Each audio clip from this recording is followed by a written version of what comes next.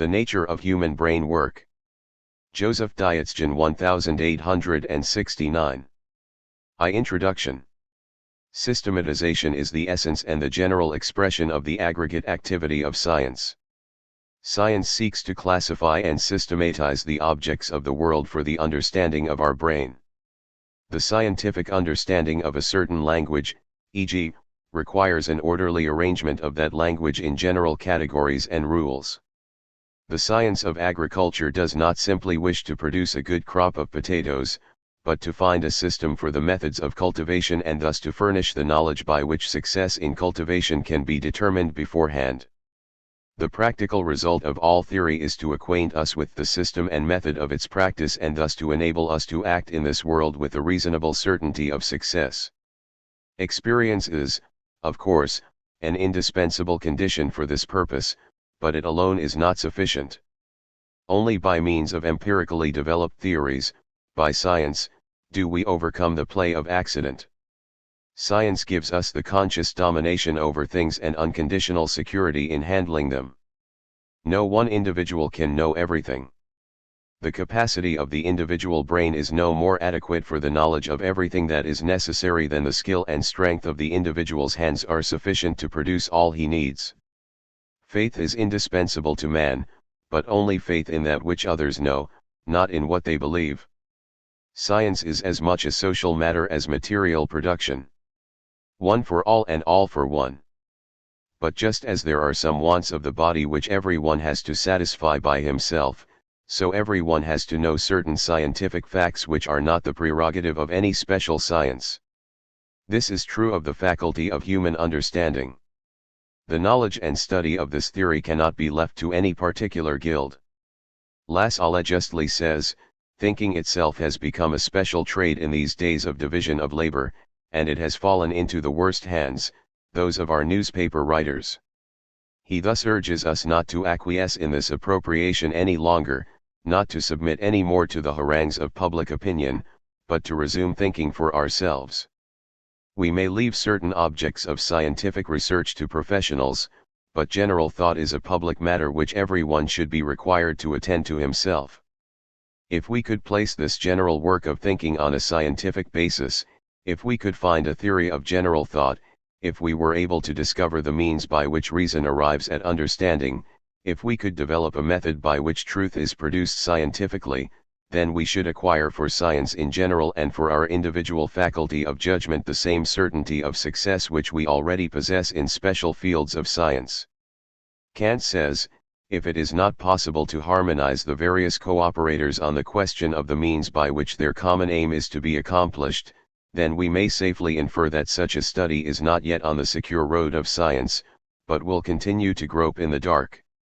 Now, if we take a look at the sciences, we find that there are many, especially among the natural sciences, which fulfill the requirements of Kant, agreeing unanimously and consciously on certain empirical knowledge and building further understanding on that. There we know, as Liebig says, what is to be called a certain fact, a conclusion, a rule, a law. We have touchstones for all this, and everyone makes use of them before making known the fruits of his labors. The attempt to maintain any proposition by lawyers' tricks, or the intention to make others believe anything that cannot be proven, are immediately wrecked by the ethics of science.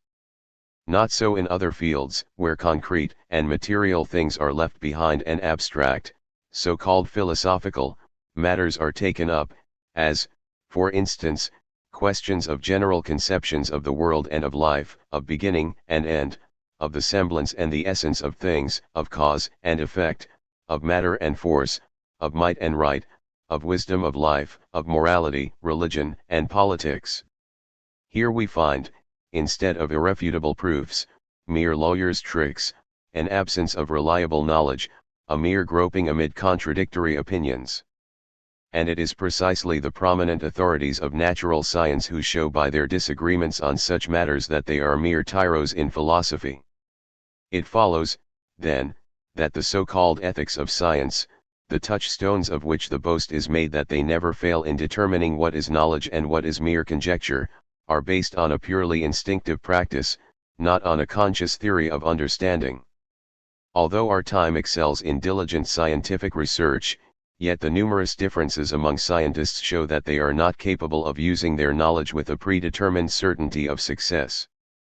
Otherwise, how could misunderstandings arise? Whoever understands understanding, cannot misunderstand. It is only the absolute accuracy of astronomical computations which entitles astronomy to the name of a science.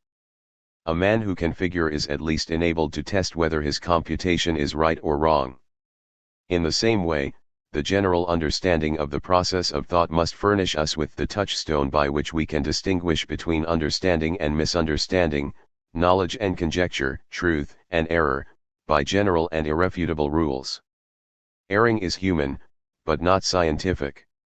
Science being a human matter, errors may exist eternally, but the understanding of the process of thought will enable us quite as well to prevent errors from being offered and accepted as scientific truths as an understanding of mathematics enables us to eliminate errors from our computations. It sounds paradoxical and yet it is true. Whoever knows the general rule by which error may be distinguished from truth, and knows it as well as the rule in grammar by which a noun is distinguished from a verb, will be able to distinguish in both cases with equal certainty. Scientists as well as scribes have ever embarrassed one another by the question, what is truth? This question has been an essential object of philosophy for thousands of years. This question, like philosophy itself, is finally settled by the understanding of the faculty of human thought. In other words, the question of what constitutes truth is identical with the question of the distinction between truth and error. Philosophy is the science which has been engaged in solving this riddle, and the final solution of the riddle by the clear understanding of the process of thought also solves the question of the nature of philosophy.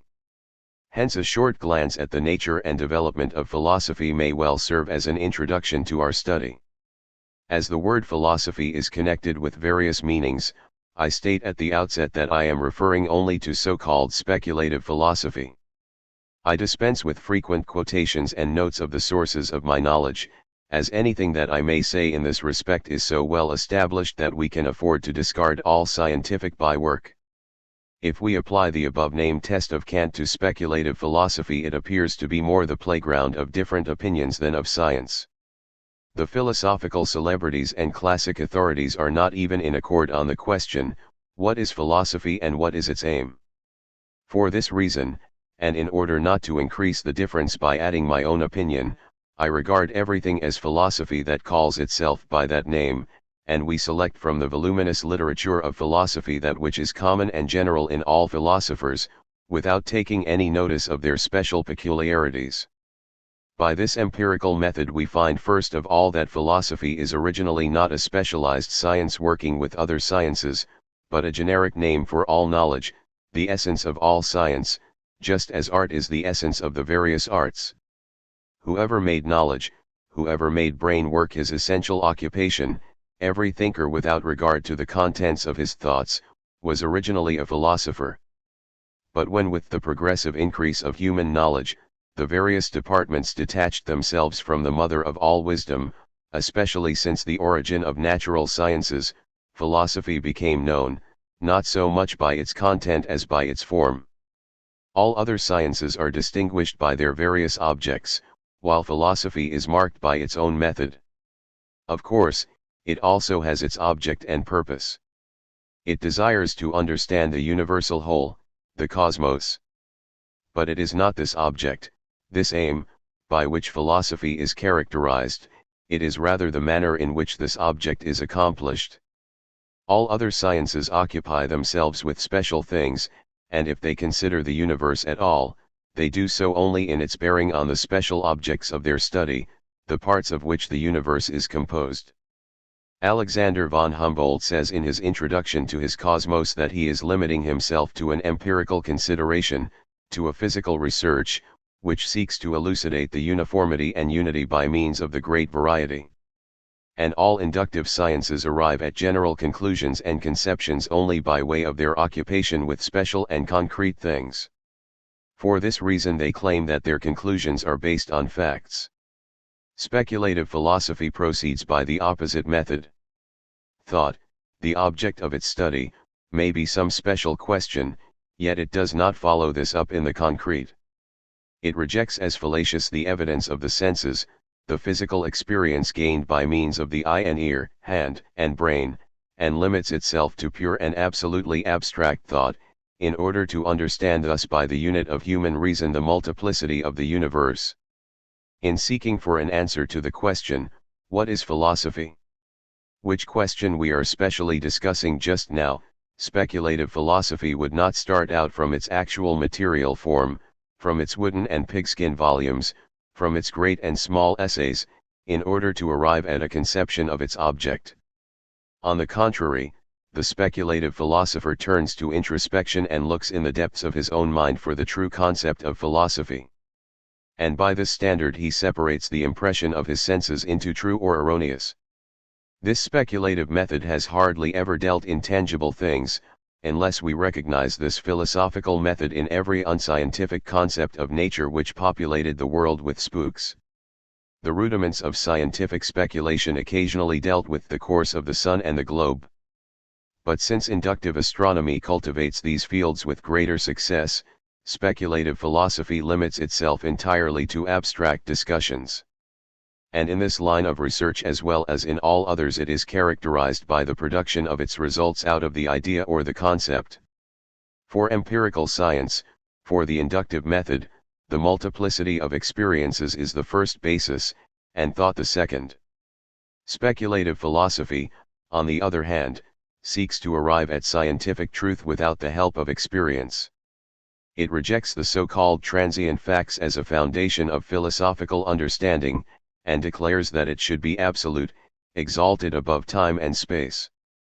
Speculative philosophy does not wish to be scientific physics, but metaphysics.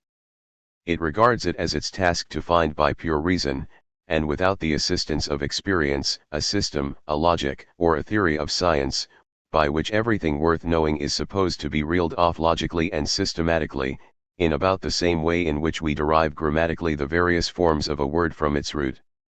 But the physical sciences operate on the assumption that our faculty of understanding, to use a familiar illustration, resembles a piece of soft wax which receives impressions from outside, or a clean slate on which experience writes its lines. Speculative philosophy, on the other hand, assumes that certain ideas are innate and may be dipped and produced from the depths of the mind by means of thought. The difference between speculative and inductive science is that between fantasy and sound common sense. The latter produces its ideas by means of the outer world, by the help of experience, while fantasy gets its product from the depth of the mind, out of itself. But this method of production is only seemingly one-sided. A thinker can no more think transcendental thoughts which are beyond the reach of experience, than a painter can invent transcendental pictures, transcendental forms. Just as fantasy creates angels by a combination of man and bird, or mermaids by a composition of woman and fish, so all other products of fantasy, though seemingly derived out of itself, are in fact only arbitrarily arranged impressions of the outer world. Reason operates with numbers and orders, time and measures, and other means of experience, while fantasy reproduces the experiences without regard to law and in an arbitrary form. The longing for knowledge has been the cause of speculative attempts to explain the phenomena of life and nature at a time when lack of experience and observation made inductive understanding impossible. Experience was then supplemented by speculation. In later times, when experience had grown, previous speculation was generally recognized as erroneous. But it nevertheless required thousands of years of repeated disappointments on one side and numerous brilliant successes of the inductive method on the other, before these speculative hobbies came into disfavor.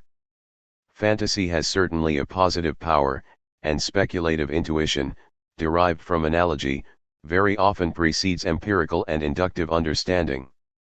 But we must remain aware of the fact that so much is assumption and so much actual scientific knowledge. Conscious intuition stimulates scientific research, while pseudoscience closes the door to inductive research. The acquisition of the clear understanding of the distinction between speculation and knowledge is a historical process, the beginning and end of which coincides with the beginning and end of speculative philosophy.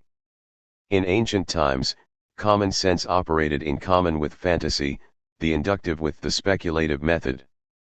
The discussion of their differences begins only with the understanding of the numerous disappointments caused by the still inexperienced judgment which have prevented an unobstructed view of the question up to modern times. But instead of attributing these disappointments to lack of understanding, they were charged to the account of the imperfection of the senses. The senses were called impostors and material phenomena untrue images. Who has not heard the lament about the unreliability of the senses? The misunderstanding of nature and of its phenomena led to a serious rupture with sense perceptions. The philosophers had deceived themselves and thought they had been deceived by the senses. In their anger they turned disdainfully away from the world of sensations. With the same uncritical faith with which the semblance had hitherto been accepted as truth, now uncritical doubt rejected the truth of sensations altogether. Research abandoned nature and experience, and began the work of speculative philosophy by pure thought. But no. Science did not permit itself to be entirely led astray from the path of common sense, from the way of truth of sense perceptions. Natural science soon stepped into the breach, and its brilliant successes gained for the inductive method the consciousness of its fertility, while on the other hand philosophy searched for a system by which all the great general truths might be opened up without specialized study, without sense perception and observation, by mere reason alone. Now we have a more than sufficient quantity of such speculative systems. If we measure them with the aforementioned standard of unanimousness, we find that philosophy agrees only on its disagreements. In consequence, the history of speculative philosophy, unlike the history of other sciences, consists less of a gradual accumulation of knowledge, than of a series of unsuccessful attempts to solve the general riddles of nature and life by pure thought, without the help of the objects and experience of the outer world. The most daring attempt in this line, the most artificial structure of thought, was completed by Hegel in the beginning of the 19th century. To use a common expression, he became as famous in the world of science as Napoleon I did in the world of politics. But Hegelian philosophy has not stood the test of time. Heim, in his work entitled Hegel and His Time, says of Hegelian philosophy that it was pushed aside by the progress of the world and by living history. The outcome of philosophy up to that time, then, was a declaration of its own impotence.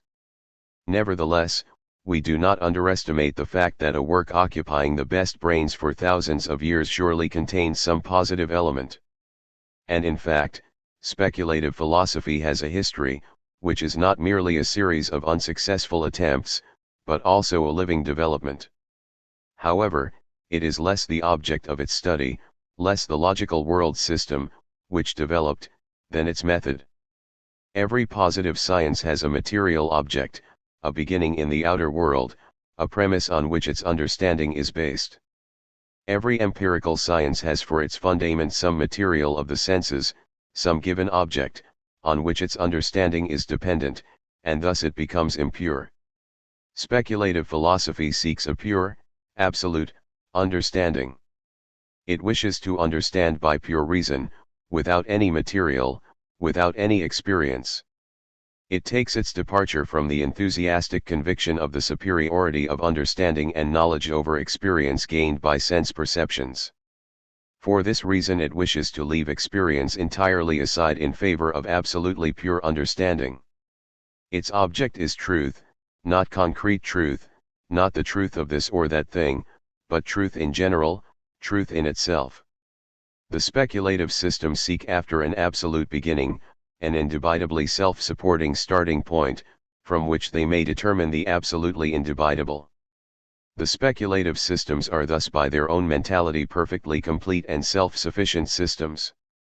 Every speculative system found its end in the subsequent knowledge that its totality, its self-sufficiency, its absoluteness, was imaginary, that it could be determined empirically and externally like all other knowledge, that it was not a philosophical system, but a relative and empirical attempt at understanding.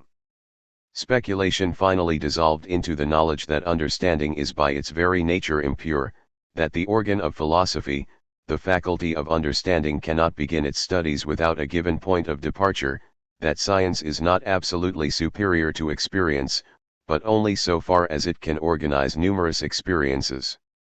It followed from these premises that the object of philosophy can be a general and objective understanding, or truth in itself, only in so far as understanding or truth in general can be derived from given concrete objects. In plain words, speculative philosophy was reduced to the unphilosophical science of the empirical faculty of understanding, to the critique of reason. Modern conscious speculation takes its departure from the experienced difference between semblance and truth. It denies all sense phenomena in order to find truth by thinking, without being deceived by any semblance. The subsequent philosophers, however, found every time that the truths of their predecessors, gained by this method, were not what they pretended to be, but that their positive result consisted simply in having advanced the science of the thought process to a certain extent. By denying the actuality of the senses, by endeavoring to separate thought from all sense perceptions, by isolating it, so to say, from its sensory cover, speculative philosophy, more than any other science, laid bare the structure of the mind. The more this philosophy advanced in time, the more it developed in its historical course, the more classically and strikingly did this kernel of its work spring into view. After the repeated creation of giant phantasmagorias, it found its solution in the positive knowledge that so-called pure philosophical thought, abstracting from all concrete contents, is nothing but thoughtless thought, thought without any real object back of it, and produces mere phantasmagorias. This process of speculative deception and scientific exposure was continued up to recent times. Finally, the solution of the main question, and the solution of speculation, was introduced with the following words of Feuerbach: "My philosophy is no philosophy." The long story of speculative work was finally reduced to the understanding of reason, of the intellect, the mind, to the exposure of those mysterious operations which we call thinking. The secret of the processes by which the truths of understanding are produced, the ignorance of the fact that every thought requires an object, a premise, was the cause of the idle speculative wanderings which we find registered in the history of philosophy. The same secret is today the cause of those numerous speculative mistakes which we observe in passing over the words and works of naturalists. Their knowledge and understanding is far developed, but only so far as it refers to tangible objects. The moment they touch upon abstract discussions, they offer lawyers' proofs in place of objective facts. For although they know intuitively and in a concrete case that this is a truth, that a conclusion, and that a rule, they do not apply this knowledge in general with consciousness and theoretical consistency. The successes of natural science have taught them to operate the instrument of thought, the mind, instinctively. But they lack the systematic understanding which operates with conscious and predetermined certainty. They ignore the outcome of speculative philosophy. It will be our task to set forth in a short summary what speculative philosophy has unconsciously produced of a positive nature by a tedious process, in other words, to explain the general nature of the thought process. We shall see that the understanding of this process will furnish us with the means of solving scientifically the general riddles of nature and of life.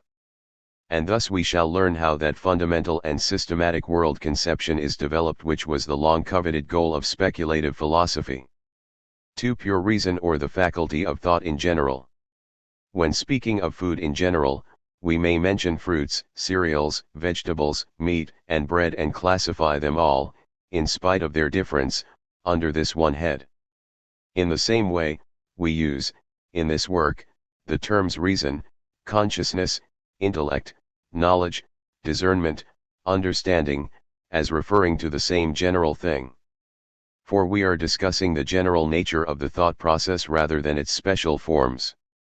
No intelligent thinker of our day, says a modern physiologist, pretends to look for the seat of the intellectual powers in the blood, as did the ancient Greeks, or in the pineal gland, as was the case in the Middle Ages. Instead, we have all become convinced that the central nerve system is the organic center of the intellectual functions of the brain. Yes, true enough, thinking is a function of the brain and nerve center, just as writing is a function of the hand. but the study of the anatomy of the hand can no more solve the question, what is writing? Then the physiological study of the brain can bring us nearer to the solution of the question, what is thought? With the dissecting knife, we may kill, but we cannot discover the mind. The understanding that thought is a product of the brain takes us closer to the solution of our problem, inasmuch as it draws it into the bright light of reality and out of the domain of fantasy in which the ghosts dwell. Mind thereby loses the character of a transcendental incomprehensible being and appears as a bodily function. Thinking is a function of the brain just as walking is a function of the legs. We perceive thought and mind just as clearly with our senses as we do pain and other feelings. Thought is felt by us as a subjective process taking place inside of us. According to its contents, this process varies every moment and with each person, but according to its form it is the same everywhere. In other words, in the thought process, as in all processes, we make a distinction between the special or concrete and the general or abstract. The general purpose of thought is understanding. We shall see later that the simplest conception, or any idea for that matter, is of the same general nature as the most perfect understanding. Thought and understanding cannot be without subjective contents any more than without an object which suggests individual reflection. Thought is work, and like every other work it requires an object to which it is applied. The statements, I do, I work, I think, must be completed by an answer to the question, what are you doing, working, thinking? Every definite idea, all actual thought, is identical with its content, but not with its object. My desk as a picture in my mind is identical with my idea of it. But my desk outside of my brain is a separate object and distinct from my idea. The idea is to be distinguished from thinking only as a part of the thought process, while the object of my thought exists as a separate entity. We make a distinction between thinking and being. We distinguish between the object of sense perception and its mental image. Nevertheless, the intangible idea is also material and real. I perceive my idea of a desk just as plainly as the desk itself. True, if I choose to call only tangible things material, then ideas are not material. But in that case the scent of a rose and the heat of a stove are not material. It would be better to call thoughts sense perceptions. But if it is objected that this would be an incorrect use of the word, because language distinguishes material and mental things, then we dispense with the word material and call thought real. Mind is as real as the tangible table, as the visible light, as the audible sound. While the idea of these things is different from the things themselves, yet it has that in common with them that it is as real as they. Mind is not any more different from a table, a light, a sound, than these things differ among themselves. We do not deny that there is a difference. We merely emphasize that they have the same general nature in common. I hope the reader will not misunderstand me henceforth, when I call the faculty of thought a material quality, a phenomenon of sense perception. Every perception of the senses is based on some object. In order that heat may be real, there must be an object, something else which is heated. The active cannot exist without the passive. The visible cannot exist without the faculty of sight, nor the faculty of sight without visible things. So is the faculty of thought a phenomenon, but it can never exist in itself, it must always be based on some sense perception. Thought appears, like all other phenomena, in connection with an object. The function of the brain is no more a pure process than the function of the eye, the scent of a flower, the heat of a stove, or the touch of a table. The fact that a table may be seen, heard, or felt, is due as much to its own nature as to that of another object with which it enters into some relation. But while each function is limited by its own separate line of objects, while the function of the eye serves only for the perception of the visible, the hand for the tangible, while walking finds an object in the space it crosses, thought, on the other hand, has everything for its object. Everything may be the object of understanding. Thought is not limited to any special object. Every phenomenon may be the object and the content of thought. More than this, we can only perceive anything when it becomes the object of our brain activity. Everything is therefore the object and content of thought. The faculty of thought may be exerted quite generally on all objects. We said a moment ago that everything may be perceived, but we now modify this to the effect that only perceivable things may be perceived. Only the knowable can be the object of knowledge, only the thinkable the object of thought. To this extent the faculty of thought is limited, for it cannot replace reading, hearing, feeling, and all other innumerable activities of the world of sensations. We do, indeed, perceive all objects, but no object may be exhaustively perceived, known, or understood. In other words, the objects are not wholly dissolved in the understanding. Seeing requires something that is visible, something which is, therefore, more than seeing. In the same way, hearing requires something that can be heard, thinking an object that can be thought of, something which is more than our thoughts, something still outside of our consciousness.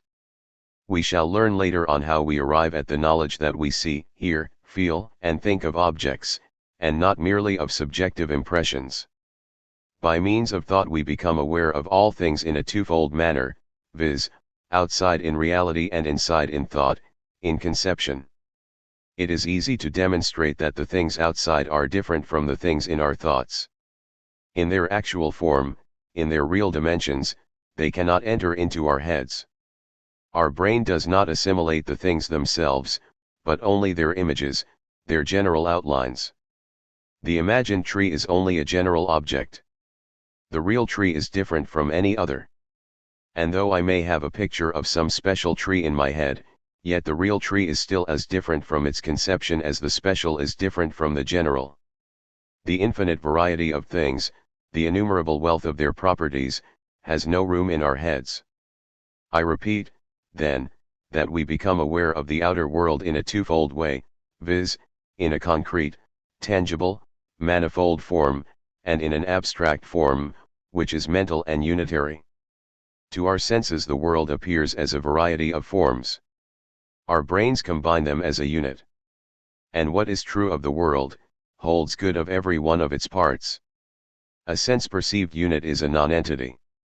Even the atom of a drop of water or the atom of any chemical element, is divisible, so long as it exists at all, and its parts are different and distinct. A is not B. But the concept, the faculty of thought, makes of every tangible or sense-perceived part an abstract whole and conceives of every whole or quantity as a part of the abstract world unit. In order to understand the things in their entirety, we must take them practically and theoretically, with body and mind. With the body we can grasp only the bodily, the tangible, with the mind only the mental, the thinkable. Things also possess mental quality. Mind is material and things are mental. Mind and matter are real only in their interrelations. Can we see the things themselves? No, we see only the effects of things on our eyes. We do not taste the vinegar, but the relation of the vinegar to our tongue. The result is the sensation of acidity. The vinegar is acid only in relation to our tongue. In relation to iron it acts as a solvent. In the cold it becomes hard, in the heat liquid. It acts differently on different objects with which it enters into relations of time and space. Vinegar is a phenomenon, just as all things are. But it never appears as vinegar by itself. It always appears in connection with other phenomena. Every phenomenon is a product of a subject and an object. In order that a thought may appear, the brain or the faculty of thought is not sufficient in itself. It requires, besides, an object which suggests the thought. From this relative nature of our topic it follows that in its treatment we cannot confine ourselves purely to it.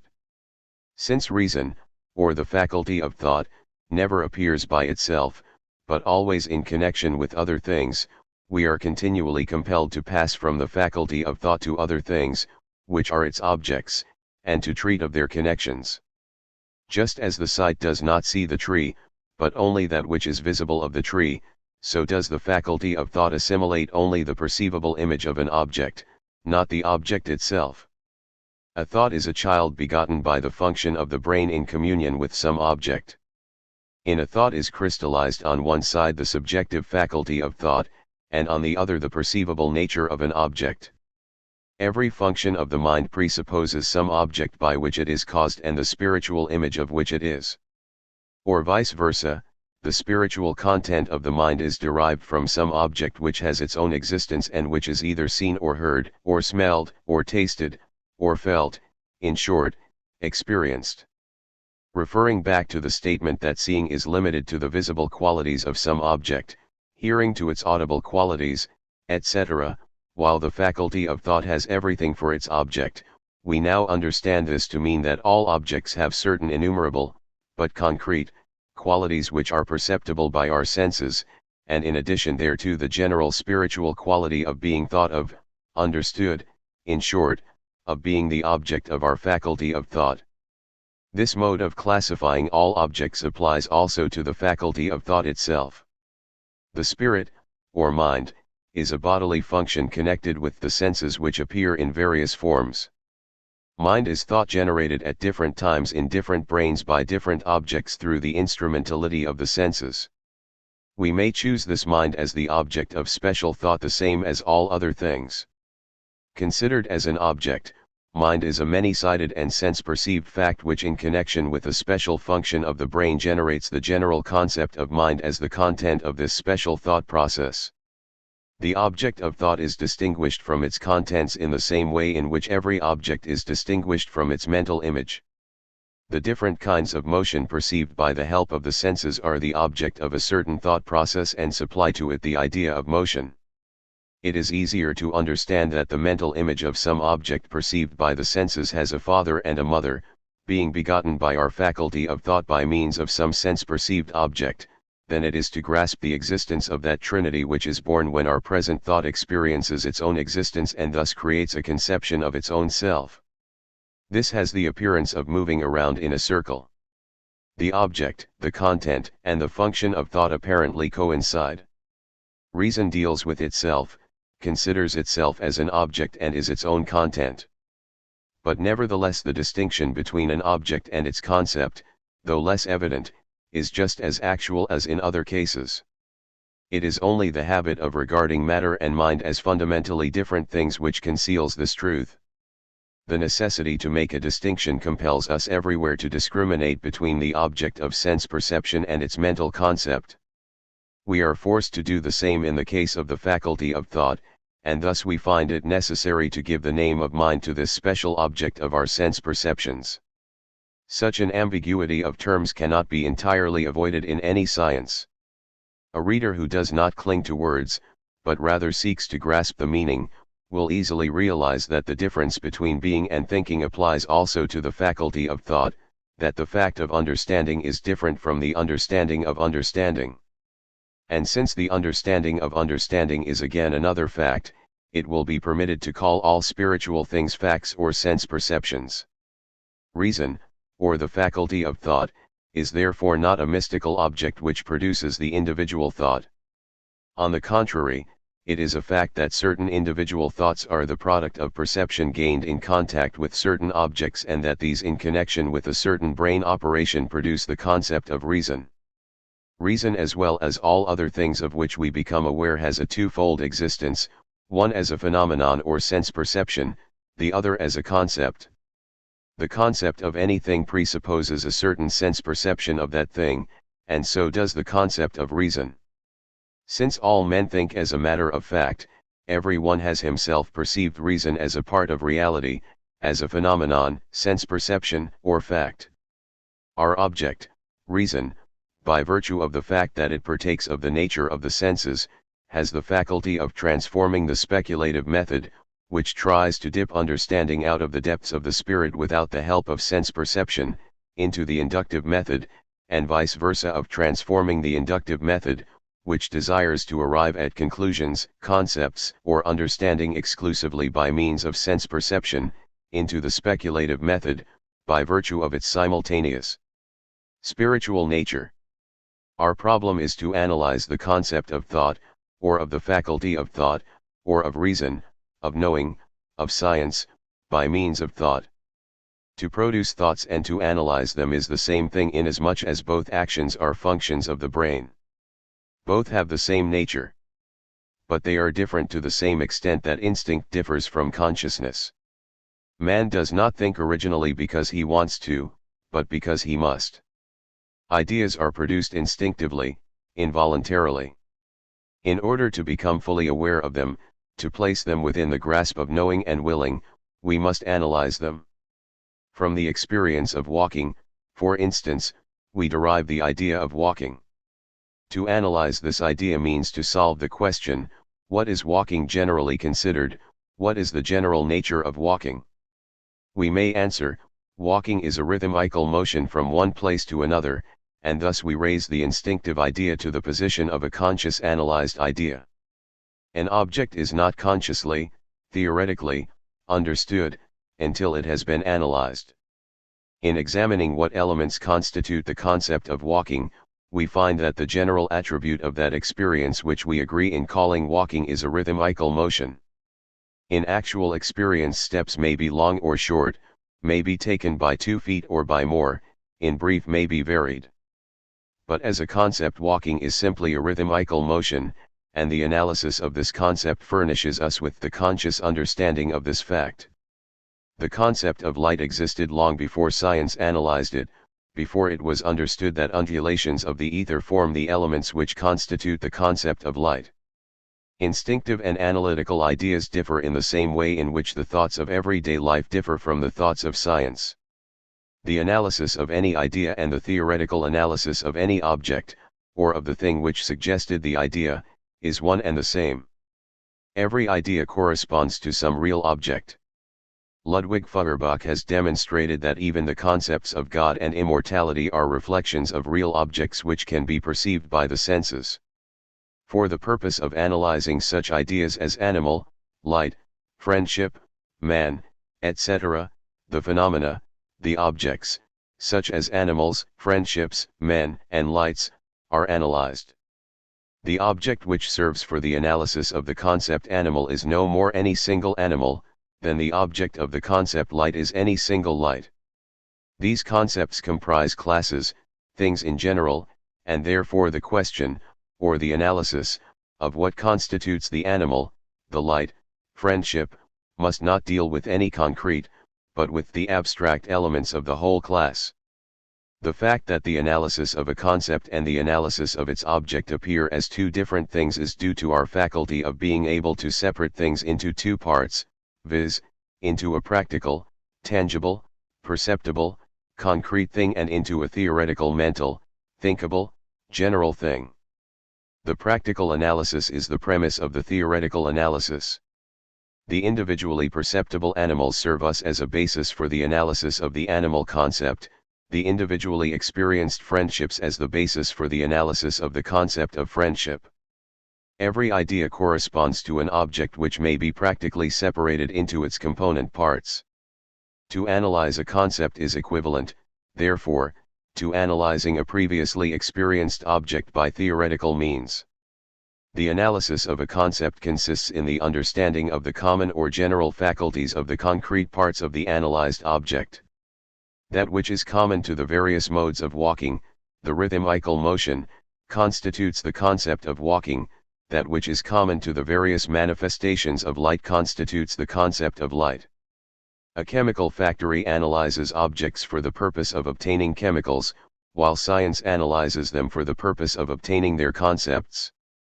The special object of our analysis, the faculty of thought, is likewise distinguished from its concept.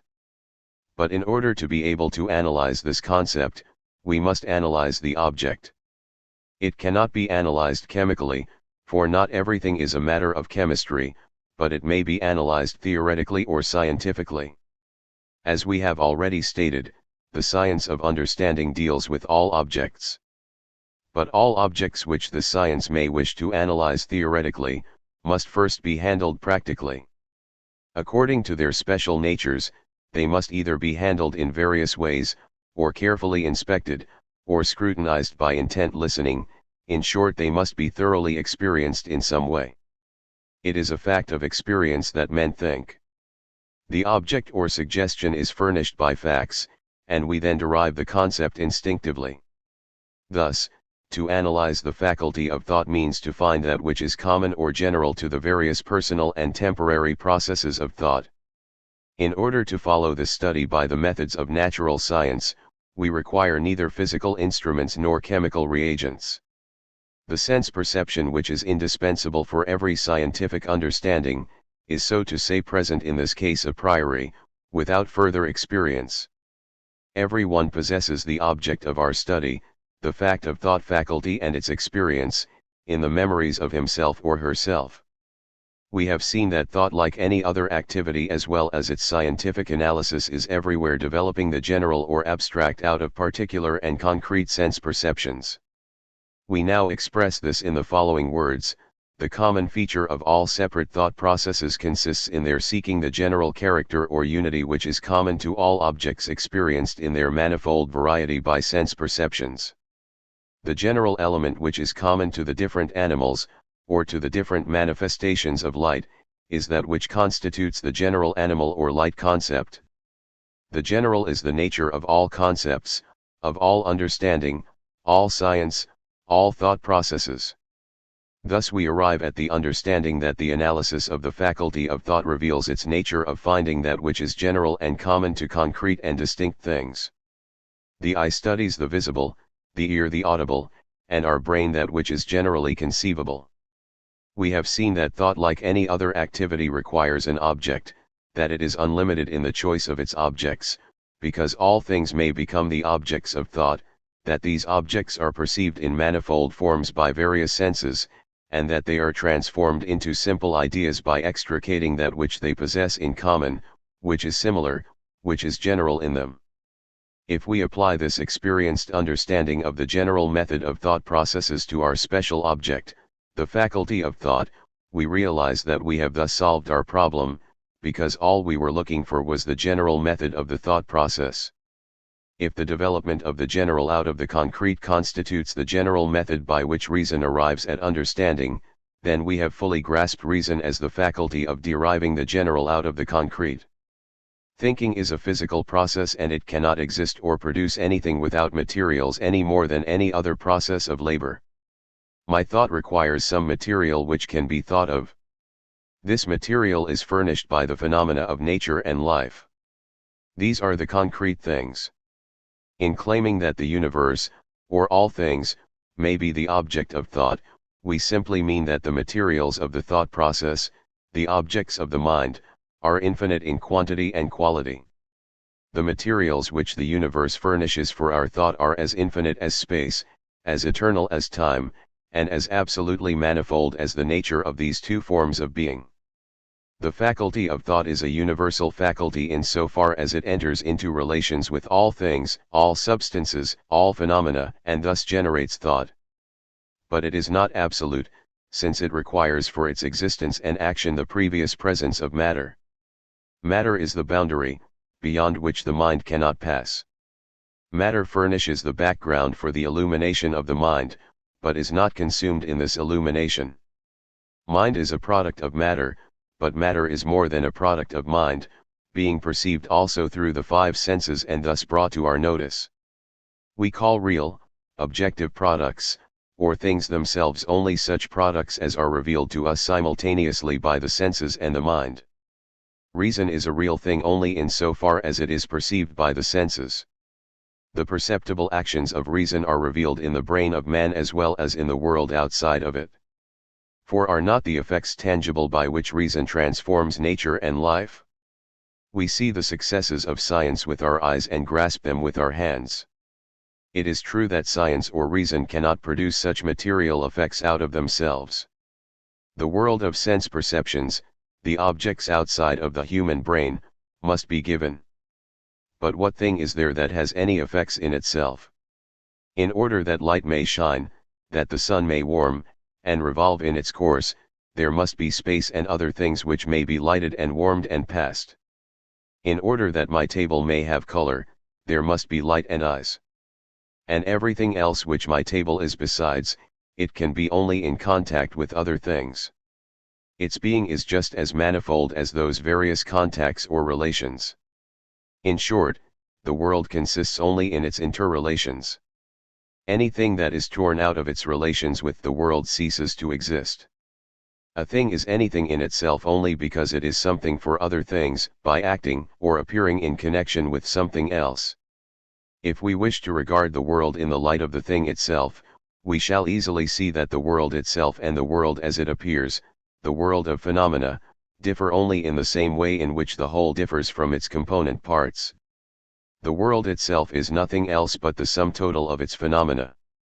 The same holds good of that part of the world phenomena which we call reason, spirit, faculty of thought. Although we distinguish between the faculty of thought and its phenomena or manifestations, yet the faculty of thought itself, or pure reason, exists in reality only in the sum total of its manifestations. Seeing is the physical existence of the faculty of sight. We possess the whole only by means of its parts, and we can possess reason, like all other things, only by the help of its effects, by its various thoughts. But we repeat that reason does not precede thought in the order of time. On the contrary, thoughts generated by perceptible objects serve as a basis for the development of the concept of the faculty of thought. Just as the understanding of the world movements has taught us that the sun is not revolving around the earth, so the understanding of the thought process tells us that it is not the faculty of thought which creates thought, but vice versa, that the concept of this faculty is created out of a series of concrete thoughts. Hence the faculty of thought practically exists only as the sum total of our thoughts, just as the faculty of sight exists only through the sum of the things that we see. These thoughts, this practical reason, serve as the material out of which our brain manufactures the concept of pure reason. Reason is necessarily impure in practice, which means that it must connect itself with some object.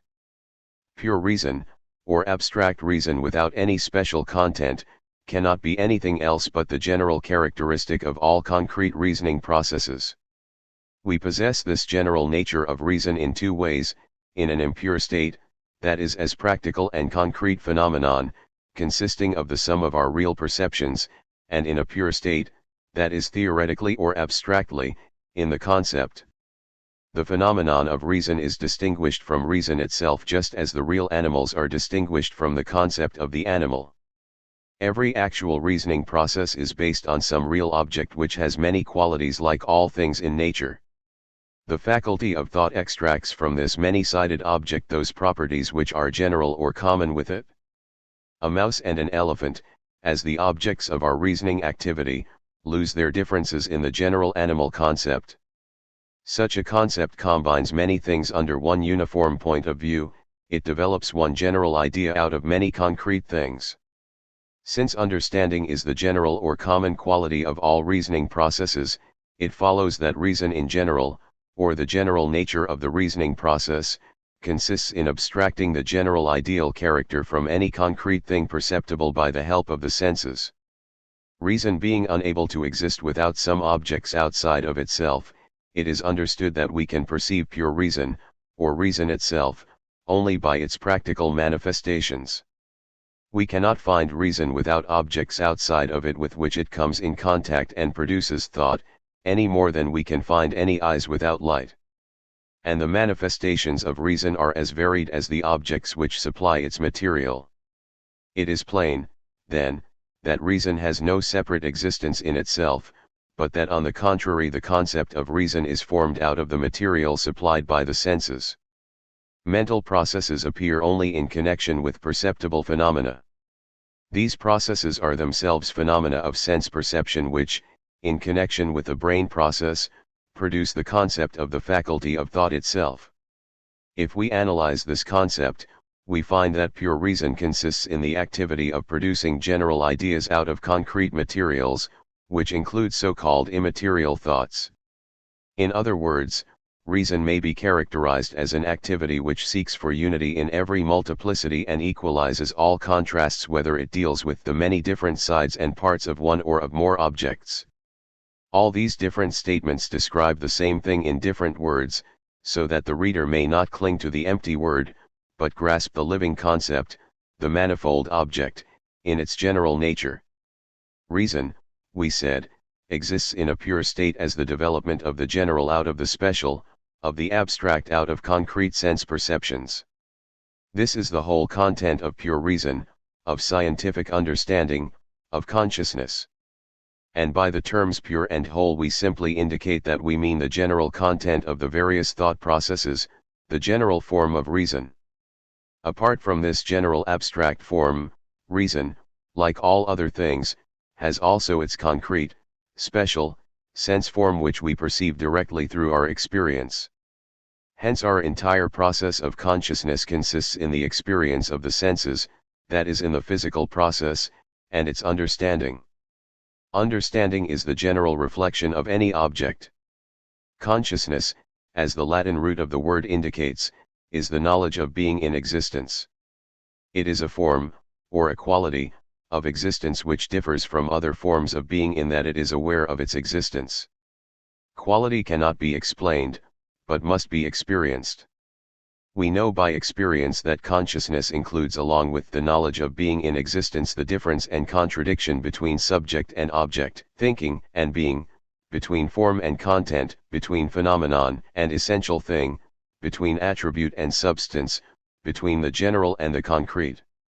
This innate contradiction explains the various terms applied to consciousness, such as the organ of abstraction, the faculty of generalization or unification, or in contradistinction thereto the faculty of differentiation. For consciousness generalizes differences and differentiates generalities. Contradiction is innate in consciousness, and its nature is so contradictory that it is at the same time a differentiating, a generalizing, and an understanding nature. Consciousness generalizes contradiction. It recognizes that all nature, all being, lives in contradictions, that everything is what it is only in cooperation with its opposite. Just as visible things are not visible without the faculty of sight, and vice versa the faculty of sight cannot see anything but what is visible, so contradiction must be recognized as something general which pervades all thought and being. The science of understanding, by generalizing contradiction, solves all concrete contradictions. 3. The nature of things. In so far as the faculty of understanding is a physical object, the knowledge of its nature is a matter of physical science. But in so far as we understand all things by the help of this faculty, the science of understanding becomes metaphysics. Inasmuch as the scientific analysis of reason reverses the current conception of its nature, this specific understanding necessarily reverses our entire world philosophy. With the understanding of the nature of reason, we arrive at the long-sought understanding of the nature of things. We wish to know, understand, conceive, recognize all things in their very nature, not in their outward appearance. Science seeks to understand the nature of things, or their true essence, by means of their manifestations. Everything has its own special nature, and this nature is not seen, or felt, or heard, but solely perceived by the faculty of thought. This faculty explores the nature of all things just as the eye explores all that is visible in things. Just as the nature of sight is understood by the theory of vision, so the nature of things in general is understood by the theory of understanding. It is true that it sounds contradictory to say that the nature of a thing does not appear to the eye, but to the faculty of thought, and at the same time to imply that the opposite of appearance, nature, should appear. But we here refer to the nature of a thing as a phenomenon in the same way in which we referred to the mind as a perception of the senses, and we shall demonstrate further on that every being is a phenomenon, and every phenomenon is more or less of an essential thing. We have seen that the faculty of thought requires for its vital activity an object, or raw material. The effect of reasoning is seen in science, no matter whether we understand the term science in its narrow classical sense or in its broadest meaning of any kind of knowledge. The phenomena of sense perception constitute the general object or material of science. Sense perceptions arise from infinite circulation of matter.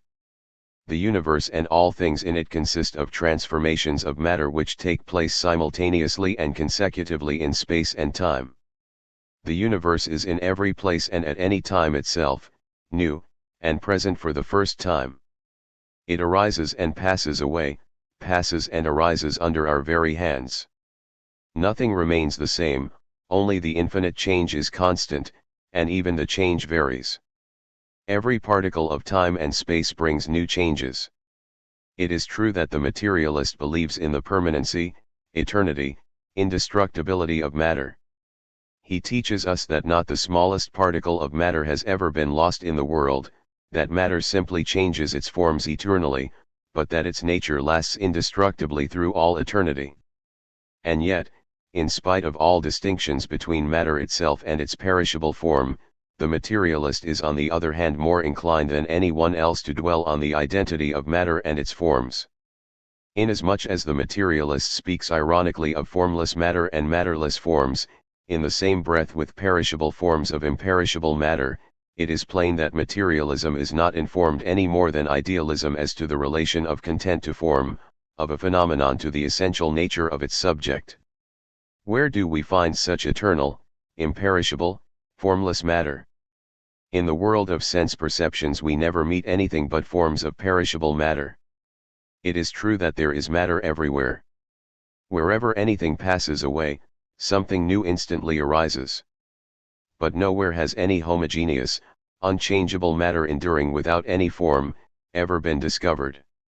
Even a chemically indivisible element is only a relative unit in its actual existence, and in extension of time as well as in extension through space it varies simultaneously and consecutively as much as any organic individual, which also changes only its concrete forms, but remains the same in its general nature from beginning to end. My body changes continually its fleshy tissue, bones, and every other particle belonging to it, and yet it always remains the same. What constitutes, then, this body which is distinguished from its transient form? It is the sum total, in a generalized way, of all its varied concrete forms. Eternal and imperishable matter exists in reality only as the sum total of its perishable forms. The statement that matter is imperishable cannot mean anything but that there will always and everywhere be matter. It is just as true to say that matter is imperishable and merely changes its forms, as it is to say that matter exists only in its changing forms, that it is matter which changes and that only the change is eternal. The terms changeable matter and material change are after all only different expressions for the same thing. In the practical world of sense perceptions, there is nothing permanent, nothing homogeneous, nothing beyond nature, nothing like a thing itself. Everything is changing, passing, phantom-like, so to say. One phantom is chased by another. Nevertheless, says Kant, things are also something in themselves, for otherwise we should have the absurd contradiction that there could be phenomena without things that produce them. But no. A phenomena is no more and no less different from the thing which produces it than the stretch of a 20-mile road is different from the road itself. Or we may distinguish between a knife and its blade and handle, but we know that there would be no knife if there were no blade and no handle. The essential nature of the universe is change. Phenomena appear, that is all. The contradiction between the thing itself, or its essence, and its outward appearance is fully solved by a complete critique of reason which arrives at the understanding that the human faculty of thought may generalize any number of varied sense perceptions under one uniform point of view, by singling out the general and equivalent forms and thus regarding everything it may meet as a concrete part of one and the same whole. In other words, the relative and transient forms perceived by our senses serve as raw material for our brain activity, which abstracts the general likeness out of the concrete forms and systematizes or classifies them for our consciousness. The infinite variety of sense perceptions passes in review before our subjective mind, and it constructs out of the multiplicity the unity, out of the parts the whole, out of the phenomena the essential nature, out of the perishable the imperishable, out of the attributes the subject. The essence, the nature of things, the thing itself is an ideal, a spiritual conception. Consciousness knows how to make sums out of different units. It can take any number of units for its sums. The entire multiplicity of the universe is theoretically conceived as one unit. On the other hand, every abstract sum consists in reality of an infinite number of sense perceptions. Where do we find any indivisible unit outside of our abstract conceptions? 2/2, 4/4, 8/8, or an infinite number of separate parts form the raw material out of which the mind fashions the mathematical unit. This book, its leaves, its letters, or their parts, are they units? Where do I begin, where do I stop? In the same way, I may call a library with many volumes, a house, a farm, and finally the whole universe, a unit. Is not everything a part, is not every part a thing? Is the color of a leaf less of a thing than that leaf itself? Perhaps some would call the color simply an attribute and the leaf its substance, because there might be a leaf without color, but no color without a leaf. But as surely as we exhaust a heap of sand by scattering it, just as surely do we remove all the substance of a leaf when we take away its attributes one after the other. Color is only the sum of reactions of leaf, light, and eye, and so is all the rest of the matter of a leaf an aggregate of interactions. In the same way in which our reason deprives a leaf of its color attributes and sets it apart as a thing itself, may we continue to deprive that leaf of all its other attributes, and in so doing we finally take away everything that makes the leaf. Color is in its nature no less a substance than the leaf itself, and the leaf is no less an attribute than its color. As the color is an attribute of a leaf, so a leaf is an attribute of a tree an attribute of the earth an attribute of the universe. The universe is the substance in general, and all other substances are but its attributes. And this world's substance reveals the fact that the nature of things, the thing itself as distinguished from its manifestations, is only a concept of the mind. In its universal search from the attribute to the substance, from the relative to the absolute, from the appearance of things to the true things, the mind finally arrives at the understanding that the substance is nothing but a sum of attributes collected by brain activity, and that the mind itself, or reason, is a substantial being which creates abstract mental units out of a multitude of sense perceptions and conceives of the universe as an absolute whole, as an independent thing itself, by adding all its transient manifestations. In turning away full of dissatisfaction from attributes, searching restlessly after the substance, throwing aside phenomena, and forever groping for truth, for the nature of things, for the thing itself, and in finally realizing that this substantial truth is merely the sum of all so-called untruths, the totality of all phenomena, the mind proves itself to be the creator of the abstract concept of substance. But it did not create this concept out of nothing. On the contrary, it generated the concept of a world substance out of attributes, it derived truth out of manifestations of things. The idealist conception that there is an abstract nature behind phenomena which materializes itself in them, is refuted by the understanding that this hidden nature does not dwell in the world outside of the human mind, but in the brain of man. But since the brain differentiates between phenomena and their nature, between the concrete and the general, only by means of sense perception, it cannot be denied that the distinction between phenomena and their nature is well founded, only the essential nature of things is not found back of phenomena, but by means of phenomena. This nature is materially existent and our faculty of thought is a real and natural one. It is true of spiritual things as well as of physical ones, in fact it is true of all things, metaphysically speaking, that they are what they are, not in themselves, not in their abstract nature, but in contact with other things, in reality.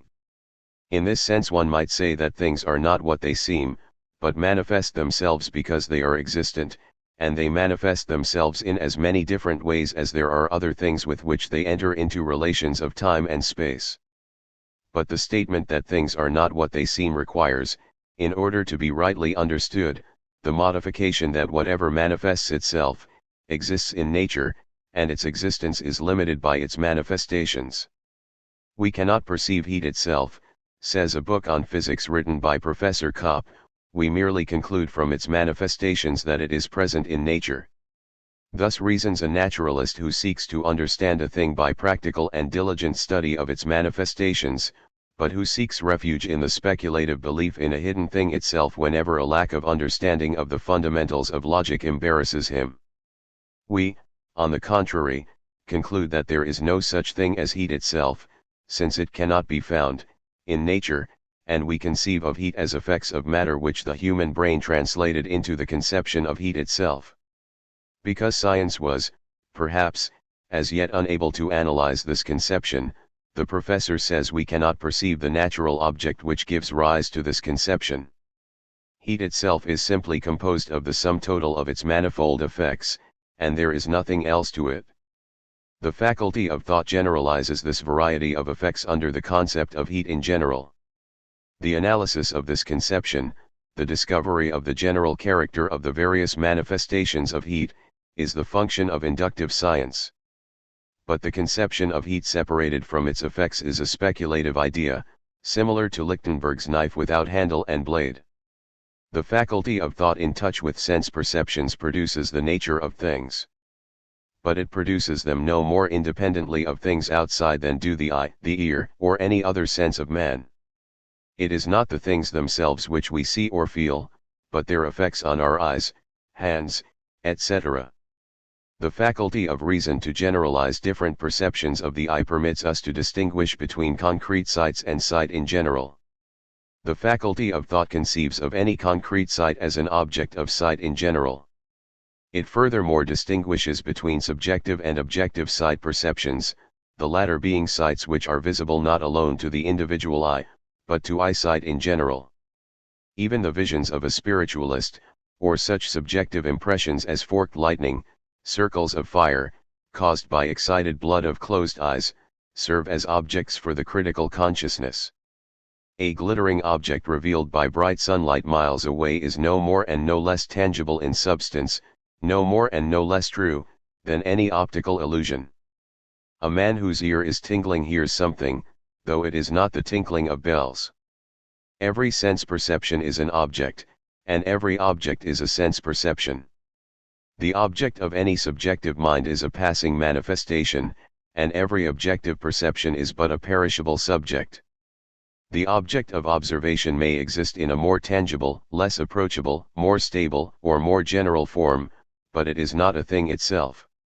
It may be perceived not alone by my eyes, but also by those of others, not by the eyes, but also by the feeling, the hearing, the taste, etc. And it may be noticed not alone by men, but also by other objects. But nevertheless it appears only as a manifestation, it is different in different places, it is not today what it is tomorrow. Every existence is relative, in touch with other things, and entering into different relations of time and space with them. Every sense perception is an actual and natural object. Truth exists in the form of natural phenomena, and whatever is true. Substance and attribute are only terms for certain relations. They are not contradictions, and, as a matter of fact, all contradictions disappear before our faculty of generalization and differentiation. For this faculty reconciles all contradictions by finding a general quality in all differences. Existence, or universal truth, is the general object, the raw material, of the faculty of thought. This material is of the utmost variety and supplied by the senses. The senses reveal to us the substance of the universe in the forms of concrete qualities, in other words, the nature of perceptible matter is revealed to the faculty of thought through a variety of concrete forms. It is not perceived as a general essence, but only through interdependent phenomena. Out of the interdependence of the sense perceptions with our faculty of thought there arise quantities, general concepts, things, true perceptions, or understood truths.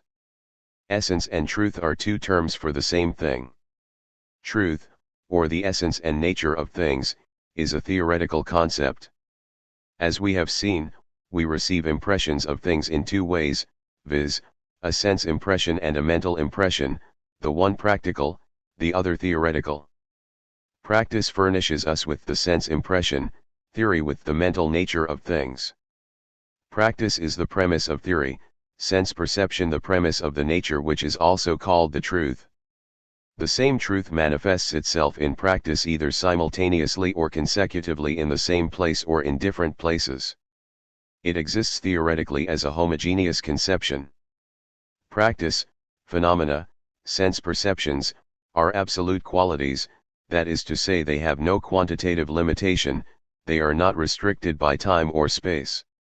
They are absolute and infinite qualities. The qualities of a thing are as infinite as its parts. On the other hand, the work of the faculty of thought, of theory, creates at will an infinite number of quantities, and it conceives every quality of sense perceptions in the form of quantities, as the essential nature of things, as truths. Every conception has a quality of some sense perception for its object.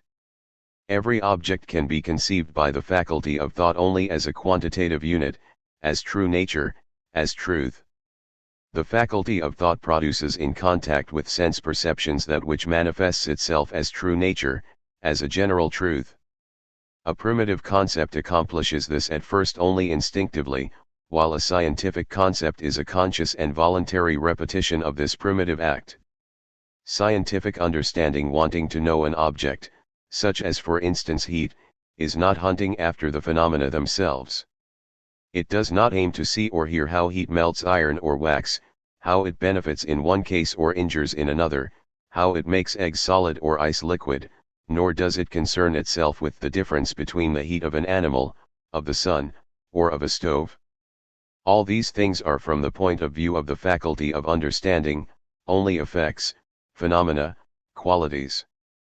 It desires to get at the essence, the true nature of things, it strives to find a general law, a concise scientific extract, of things seen, heard, and felt. The abstract nature of things cannot be a tangible object. It is a concept of theory, of science, of the faculty of thought. The understanding of heat consists in singling out that which is common to all phenomena of heat, which is essential or true for all heat. Practically the nature of heat consists of the sum total of all its manifestations, theoretically in its concept, scientifically in the analysis of this concept.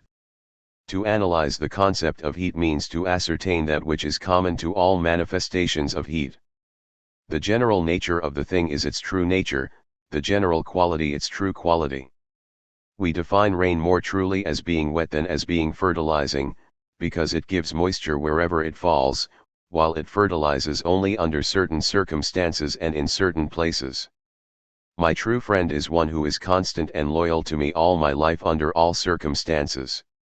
Of course, we must not believe in any absolute and unconditional friendship any more than in any absolute and eternal truth. Perfectly true, perfectly universal, is only the general existence, the universe, the absolute quantity.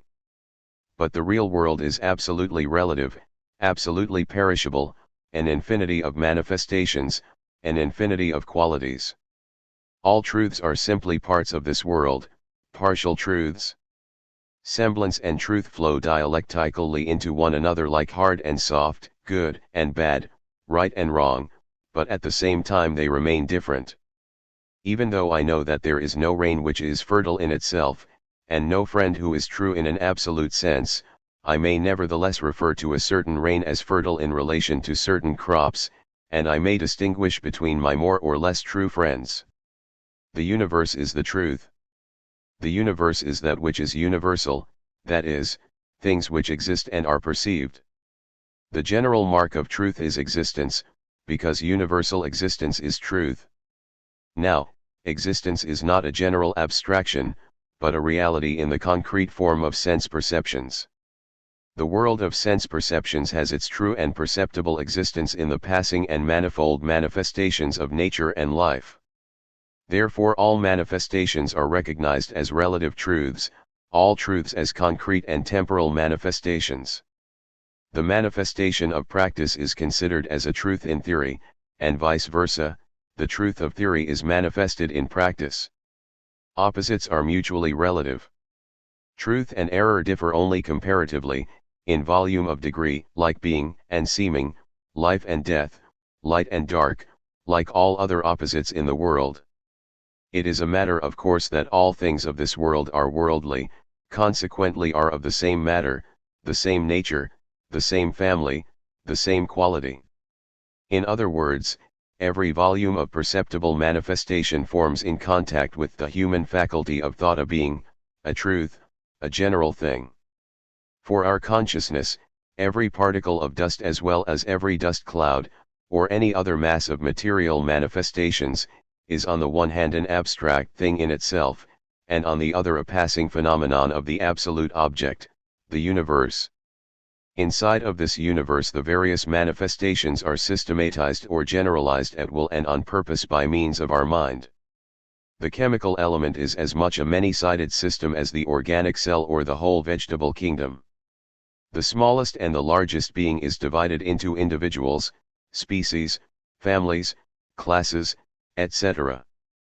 This systematization, this generalization, this generation of beings is continued in an ascending scale up to the infinity of the universe, and in the descending scale down to the infinity of the parts.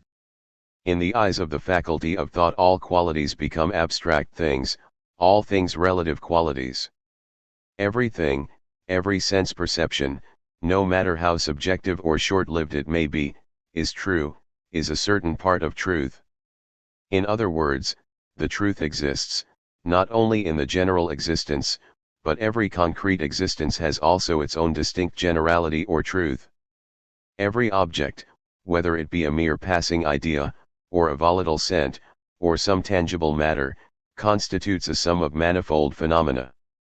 The faculty of thought turns various quantities into one, discerns the equality in different things, seeks the unity in the multiplicity.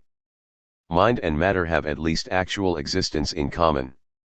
Organic nature agrees with inorganic nature in being material. It is true that there are wide divergences between man, monkey, elephant, and plants attached to the soil, but even greater differences are reconciled under the term organism. However much a stone may differ from a human heart, thinking reason will discover innumerable similarities in them. They at least agree in being matter, they are both visible, tangible, and may be weighed, etc. Their differences are as manifold as their likenesses. Solomon truly says that there is nothing new under the sun, and Schiller also says truly that the world grows old and again grows young. What abstract thing, being, existence, generality is there that is not manifold in its sense manifestations, and individually different from all other things? There are no two drops of water alike. I am now in many respects different from what I was an hour ago, and the likeness between my brother and myself is only relatively greater than the likeness between a watch and an oyster. In short, the faculty of thought is a faculty of absolute generalization. It classes all things without exception under one head, it comprises and understands everything uniformly, while sense perceptions show absolutely everything in a different, new, and individual light. If we apply this metaphysics to our study, the faculty of thought, we see that its functions, like all other things, are material manifestations, which are all equally true. All manifestations of the mind, all ideas, opinions, errors, partake of a certain truth, all of them have a kernel of truth. Just as inevitably as a painter derives all forms of his creation from perceptible objects around him, so are all ideas, images of true things, theories of true objects. So far as perceptions are perceptions, it is a matter of course that all perceptions perceive something. So far as knowledge is knowledge, it requires no explanation that all knowledge knows something. This follows from the rule of identity, according to which A equals A, or from the rule of contradiction, according to which 100 is not 1000. All perceptions are thoughts. One might claim, on the other hand, that all thoughts are not perceptions. One might define perceiving as a special kind of thought, as real objective thought in distinction from supposing, believing, or imagining. But it cannot be denied that all thoughts have a common nature, in spite of their many differences. Thought is treated in the court of the faculty of thought like all other things, it is made uniform. No matter how different the thoughts I had yesterday may be from those I have today, no matter how much the thoughts of different human beings may vary at different times, no matter how clearly we may distinguish between such thoughts as those expressed by the terms idea, conception, judgment, conclusion, impression, etc., they each and all possess the same common and universal nature, because all of them are manifestations of mind. It follows, then, that the difference between true and erroneous thoughts, between understanding and misunderstanding, like all other differences, is only relative. A thought in itself is neither false nor true, it is either of these only in relation to some other object. Thoughts, conceptions, theories, natures, truths, all have this in common that they belong to some object. We have seen that any object is a part of the multiplicity of sense perceptions in the world outside of our brains. After as much of the universal being as constitutes the object which is to be understood has been defined by some customary term of language, truth is to be found in the discovery of the general nature of this perceptible part of being.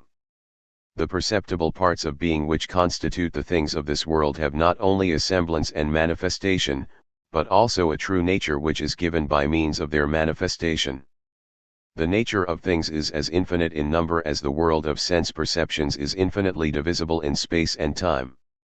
Every part of any phenomenon has its own nature, every special phenomenon has its general truth. A phenomenon is perceived in touch with the senses, while the true or essential nature of things is perceived in contact with our faculty of thought. In this way we find ourselves face to face with the necessity of speaking here, where the nature of things is up for discussion, simultaneously of the faculty of thought, and on the other hand of dealing with the nature of things when the faculty of thought is our main subject. We said at the outset, the criterion of truth includes the criterion of reason. Truth, like reason, consists in developing a general concept, or an abstract theory, from a given sum of sense perceptions. Therefore it is not abstract truth which is the criterion of true understanding, but we rather refer to that understanding as being true which produces the truth, or the general hallmark of any concrete object. Truth must be objective, that is to say it must be the truth about some concrete object. Perceptions cannot be true to themselves, they are true only in relation to some definite object, and to some outside facts. The work of understanding consists in the abstraction of the general hallmark from concrete objects. The concrete is the measure of the general, the standard of truth. Whatever is true, no matter how much or how little true it may be. Once we have found existence, its general nature follows as truth itself. The difference between that which is more or less general, between being and seeming, between truth and error, is limited to definite conditions, for it presupposes the relation to some special object. Whether a perception is true or false will, therefore, depend not so much on perception as on the scope of the question which perception tries to solve of its own accord or which it is called upon to solve by external circumstances. A perfect understanding is possible only within definite limits. A perfect truth is one which is always aware of its imperfection. For instance, it is perfectly true that all bodies have weight only because the concept of body has previously been limited to things which have weight. After reason has assigned the conception of body in general to things of various weights, it is no longer a matter for surprise to find that bodies must inevitably have weight. Once it is assumed that the term bird was abstracted exclusively from flying animals, we may be sure that all birds fly, whether they are in heaven, on earth, or in any other place. And to explain this we do not require the belief in a priori conceptions which are supposed to differ from empirical conceptions by their strict necessity and generality. Truths are valid only under certain conditions, and under certain conditions errors may be true. It is a true perception that the sun is shining, provided we understand that the sky is not covered by clouds. And it is no less true that a straight stick becomes crooked in flowing water, provided we understand that this truth is an optical one. Truth is that which is common or general to our reasoning faculty within a given circle of sense perceptions. To call within a definite circle of sense perceptions that which is exceptional or special the rule or the general, is error. Error, the opposite of truth, arises when the faculty of thought, or consciousness, inadvertently or short-sightedly and without previous experience concedes to certain phenomena a more general scope than is supported by the senses, for instance when it hastily attributes to what is in fact only an optical existence, a supposed plastic existence also. The judgment of error is a prejudice. Truth and error, understanding and misunderstanding, knowing and not knowing, have their common habitation in the faculty of thought, which is the organ of science. Thought at large is the general expression of experienced facts perceived by the senses, and it includes errors as well. Error is distinguished from truth in that the former assigns to any definite fact of which it is a manifestation, a wider and more general existence than is supported by sense perceptions and experience. Unwarranted assumption is the nature of error. A glass bead does not become a counterfeit, until it pretends to be a genuine pearl. Schleiden says of the eye, when the excited blood expands the veins and presses on the nerves, we feel it in the fingers as pain, we see it in the eyes as forked lightning. And thus we obtain the irrefutable proof that our conceptions are free creations of the mind, that we do not perceive the external world as it really is, but that its reflex actions on us simply give rise to a peculiar brain activity, on our part. The products of this activity are frequently connected with certain processes of the external world, but frequently they are not. We close our eyes and we see a circle of light, but there is in reality no shining body. It is easy to see that this may be a great and dangerous source of errors of all kinds. From the teasing forms of a misty moonlight night to the threatening and insanity-producing visions of the believer in ghosts, we meet a series of illusions which are not derived from any direct processes of external nature, but belong to the field of the free activity of the mind, which is subject to error. It requires great judgment and wide education, before the mind learns to break away from all its own errors and to control them. Reading in general seems so easy, and yet it is a difficult art. It is only by degrees that the mind learns to understand which of the messages of the nerves may be trusted and used as a basis for conceptions. The light, if we consider it entirely by itself, is not clear, not yellow, nor blue nor red. The light is a movement of a very fine and everywhere diffused substance, the ether. The beautiful world of light and splendor, of color and form, is supposed not to be a perception of something which really is. Through the thick covering of the grape arbor, a ray of sunlight undulates into the cooling shadows. You think you see the ray of light itself, but what you really see is nothing but a flock of dust particles. The truth about light and color is said to be that they are waves rushing through ether in restless succession at the rate of 160,000 miles per second. This true physical nature of light and color is supposed to be so elusive, that it required the sharp intellects of the greatest thinkers to reveal to us this true nature of light. We find that every one of our senses is susceptible only to definite external influences, and that the stimulation of different senses produces different conceptions in our mind. Thus the sense organs are the mediators between the external soulless world, which is revealed to us by science, and the beautiful world of sense perceptions in which we find ourselves with our minds. Schleiden thus gives an illustration of the fact that there is still a great deal of embarrassment, even in our times, when the understanding of these two worlds is under discussion, that there is still much helpless groping to explain the connection between the world of thought, of knowledge, or science, which is in this case represented by undulations of the ether, and between the world of our five senses, represented by the bright and colored lights of the eyes or of reality. At the same time, this illustration shows how queer the traditional survivals of speculative philosophy sound in the mouth of a modern scientist. The confused condition of this mode of thought is seen in the distinction between an external sense-perceived world of science and another one, in which we find ourselves with our minds. The distinction between the senses and the mind, between theory and practice, between the special and the general, between truth and error, has been noticed by such thinkers, but they have no solution for it. They know there is something missing, but they do not know where to look for it, and therefore they are confused. The great scientific achievement of the XIXth century consists in the victory over speculation, over knowledge without sense perception, in the delivery of the senses from the thraldom of such knowledge, and in the foundation of empirical investigation. To acknowledge the theoretical value of this achievement means to come to an understanding about the source of error.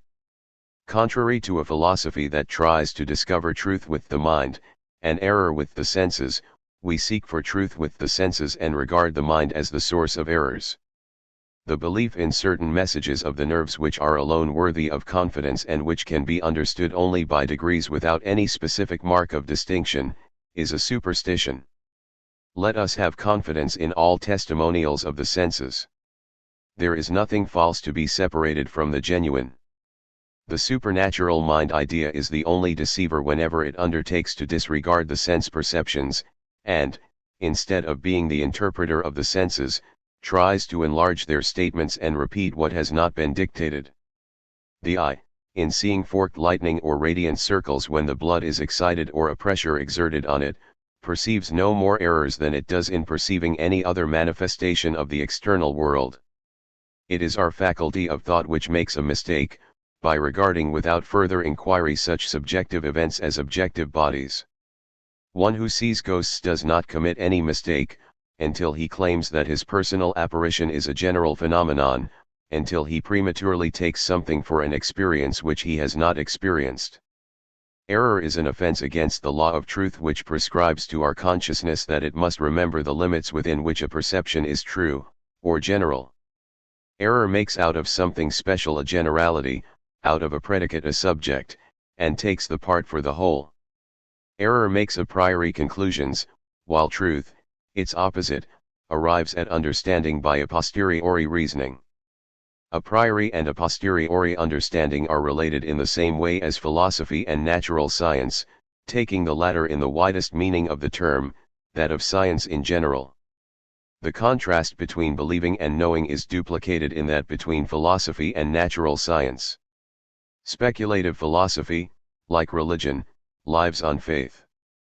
The modern world has transformed faith into science. The reactionists in politics who demand that science retrace its steps desire its return to faith. The content of faith is acquired without exertion. Faith makes a priori perceptions, while science arrives at its knowledge by hard a posteriori study. To give up faith means to give up taking things easy.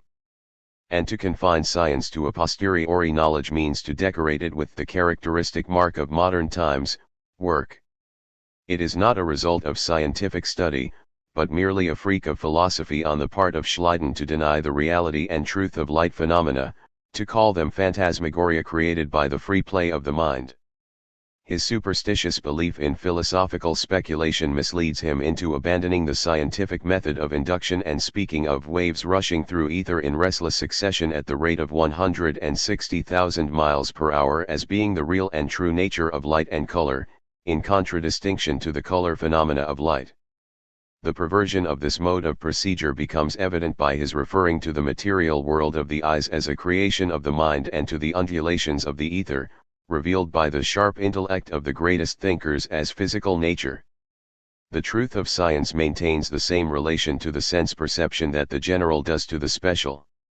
Waves of light, the so-called truth of light and color, represent the true nature of light only in so far as they represent what is common to all light phenomena, whether they are white, yellow, blue, or any other color. The world of the mind, or of science finds its raw material, its premise, its proof, its beginning, and its boundary in sense perception. When we have learned that the nature, or the truth, of things is not back of their phenomena, but can be perceived only by the help of phenomena, and that it does not exist in itself, but only in connection with the faculty of understanding, that the nature is separated from the phenomena only by thought, and when we see on the other hand, that the faculty of understanding does not derive conceptions out of itself, but only out of their relations with some phenomenon, then this discussion of the nature of things is an evidence that the nature of the faculty of thought is a conception which we have obtained from its sense manifestations. To understand that the faculty of thought, although universal in the choice of its objects, is nevertheless limited in that it requires some object, to recognize that the true thought process, that is to say the thought with a scientific result, differs from unscientific thinking by consciously attaching itself to some external object, to realize that truth, or universality, is not perceived in itself, but can be perceived only by means of some given object. This frequently varied statement reveals the nature of the faculty of thought. This statement reappears at the end of every chapter, because all special truths, all special chapters, serve only to demonstrate the general chapter of universal truth. 4. The practice of reason in physical science. Although we know that reason is attached to perceptible matter, to physical objects, so that science can never be anything else but the science of the physical, still we may, according to the prevailing ideas and usage of language, separate physics from logic and ethics, and thus distinguish them as different forms of science. The problem is then to demonstrate that in physics as well as in logic, as also in ethics, the general or intellectual perceptions can be practically obtained only on the basis of concrete perceptible facts. This practice of reason, to generate thought from matter, to arrive at understanding by sense perceptions, to produce the general out of the concrete, has been universally accepted in physical investigation, but only in practice. The inductive method is employed, and one is aware of this fact, but it is not understood that the nature of inductive science is the nature of science in general, of reason. The process of thought is misunderstood. Physical science lacks the theory of understanding and for this reason often falls out of its practical step. The faculty of thought is still an unknown, mysterious, mystical being for natural science. Either it confounds the function with the organ, the mind with the brain, as do the materialists, or it thinks with the idealists that the faculty of thought is an imperceptible object outside of its field. We see modern investigators marching toward their goal with firm and uniform steps, so far as physical matters are concerned. But they aimlessly grope around in the abstract relations of these things. The inductive method has been practically adopted by natural science and its successes have secured a great reputation for it. On the other hand, the speculative method has become discredited by its failures. There is, however, no conscious understanding of these various methods of thought. We see the men of physical research, when they are outside of their special field, offer lawyer-like speculations in lieu of scientific facts. While they arrive at the special truths of their chosen fields by sense perceptions, they still pretend to derive speculative truths out of the depths of their own minds. Listen to the following statements of Alexander von Humboldt, which he makes in the initial argument of his Cosmos in regard to speculation. The most important result of physical research by sense perception is this, that it finds the element of unity in a multitude of forms, that it grasps all the individual manifestations offered by the discoveries of recent times, carefully scrutinizes and distinguishes them, yet does not succumb under their mass, that it fulfills the sublime mission of the human being, of understanding the nature of things which is hidden under the cover of phenomena. In this way our aim reaches beyond the narrow limits of the senses, and we may succeed in grasping the nature by controlling the raw material of empirical observation through ideas. In my observations of the scientific treatment of general cosmic phenomena, I am not deriving unity out of a few fundamental principles found by speculative reason. My work is the expression of a thoughtful observation of empirical phenomena seen as one and the same nature. I am not going to venture into a field which is foreign to me. What I call physical cosmology does not, therefore, aspire to the rank of a rational science of nature. True to the character of my former occupation and writings, which were devoted to experiments, measurements, and investigations of facts, I confine myself in this work to empirical observations. It is the only ground on which I can move with a measure of security. In the same breath Humboldt says that without the earnest desire for the knowledge of concrete facts any great and universal world philosophy would be merely a castle in the air, and in another place that an understanding of the universe by speculative and introspective reason would represent a still more sublime aim than understanding by empirical thought. And on page 68 of volume I he says, I am far from finding fault with endeavors of others the success of which still remains in doubt, when I have had no practical experience with them. Now natural science shares with Humboldt the consciousness that the practice of reason in physical research consists exclusively in perceiving the element of unity in a multitude of forms. But on the other hand, though it does not always admit its belief in speculative introspection as frankly as Humboldt does, it nevertheless proves that it does not fully understand the practice of science and that it believes in a metaphysical as well as a physical science by using the speculative method in the treatment of so-called philosophical topics, in which the element of unity is supposed to be discovered by introspective reason instead of an analysis of multiform sense perceptions, and it demonstrates its lack of unity by being unaware of the unscientific character of disagreements, by believing in a metaphysical science outside of the physical domain. The relations between phenomenon and its nature, cause and effect, matter and force, substance and spirit, are certainly physical ones. But what is there of unity that science teaches about them? Plainly then, the work of science, like that of the farmer, has so far been done only practically, but not scientifically, not with a predetermination of success. Understanding, that is to say the practice of understanding, is well applied in science, I readily admit. But the instrument of this understanding, the faculty of thought, is misunderstood. We find that natural science, instead of applying this faculty scientifically, simply experiments with it. What is the reason for this? Natural science has neglected the critique of reason, the theory of science, logic. Just as the handle and the blade of a knife constitute its general content, so we found that the general content of reason was the universal, the general itself. We know that it does not produce this content out of itself, but out of given objects, and these objects are the sum of all natural or physical things. The object of reason is, therefore, an infinite, unlimited, absolute quantity. This infinite quantity manifests itself in finite quantities. In the treatment of relatively small quantities of nature, the true essence of reason, the true method of understanding, is well recognized. It remains to be demonstrated that the great relations of the world, the treatment of which is still doubtful, are likewise intelligible by the same method. Cause and effect, mind and matter, matter and force, are such great world problems, and they are of a physical character. We shall demonstrate that the most general distinction between reason and its object furnishes the key to the solution of the great world problems. Cause and effect. The nature of natural history, says F. W. Bessel, lies in the fact that it does not consider phenomena as facts in themselves, but looks for their causes. The knowledge of nature is thus reduced to the minimum number of facts. But the causes of the phenomena of nature had been investigated even before the age of natural history. The characteristic mark of natural history is not so much that it investigates causes, but that the causes which it investigates have a peculiar nature and a particular quality. Inductive science has materially changed the conception of causes. It has retained the term, but uses it in a different sense from that employed by speculation. The naturalist conceives of causes differently within his special field and outside of it.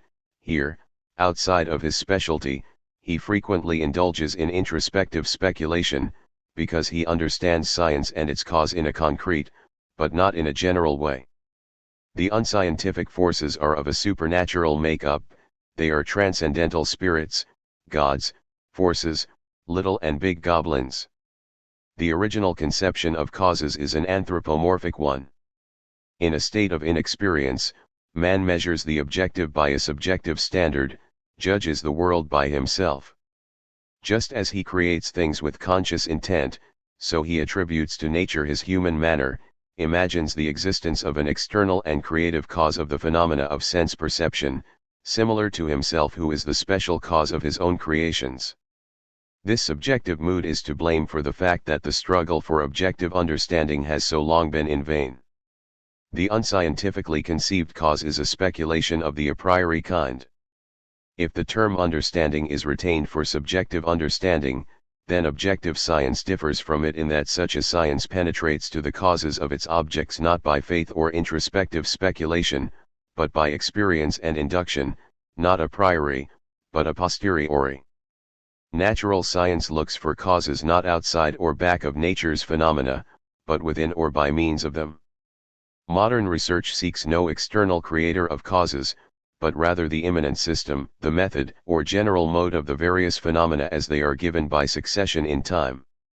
The unscientifically conceived cause is a thing in itself, a little god who generates his effects independently and hides behind them.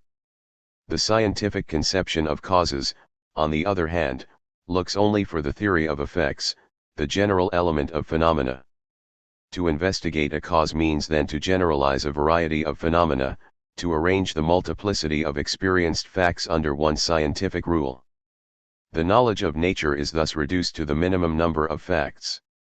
The commonplace and inept knowledge differs from the most exalted, rarest, and newly discovered science in the same way in which a petty and childish superstition differs from the historical superstition of a whole period. For this reason we may well choose our illustrations from our daily circle, instead of looking for them in the so-called higher regions of a remote science. Human common sense had long practiced the investigation of causes by inductive and scientific methods, before science realized that it would have to pursue its higher aims in the same way.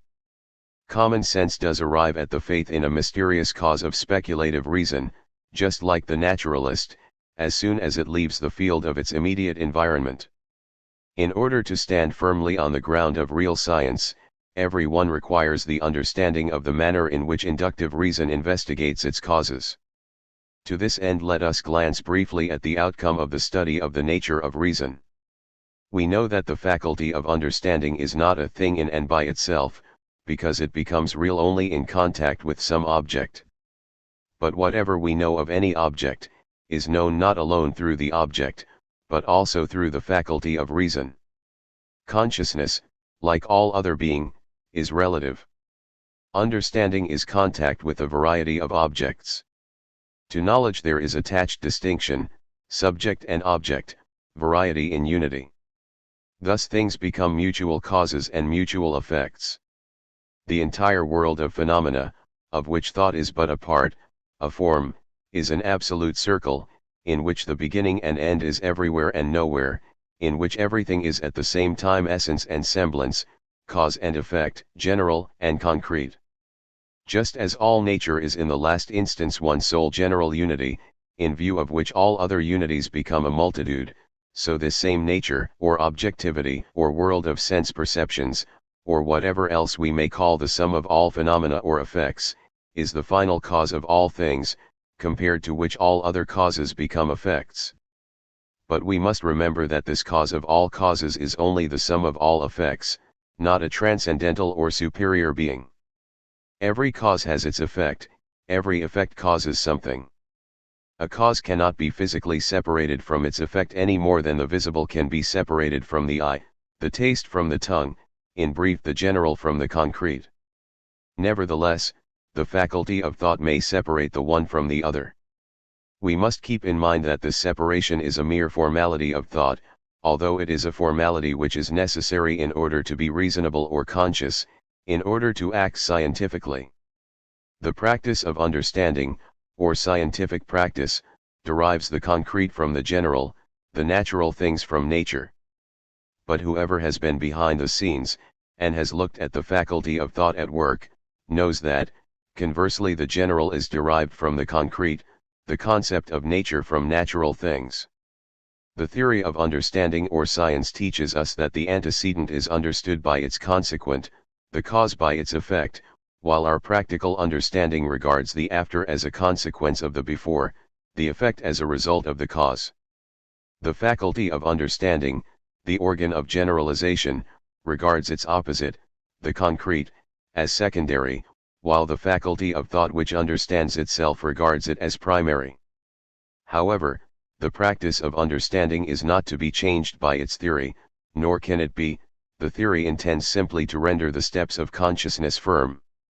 The scientific farmer differs from the practical farmer, not because he employs theory and method, for both do that, but because he understands the theory, while the practical man theorizes instinctively. To continue, from a given multitude of facts, reason generates truth in general, and out of a succession of forms and transformations it abstracts the true cause.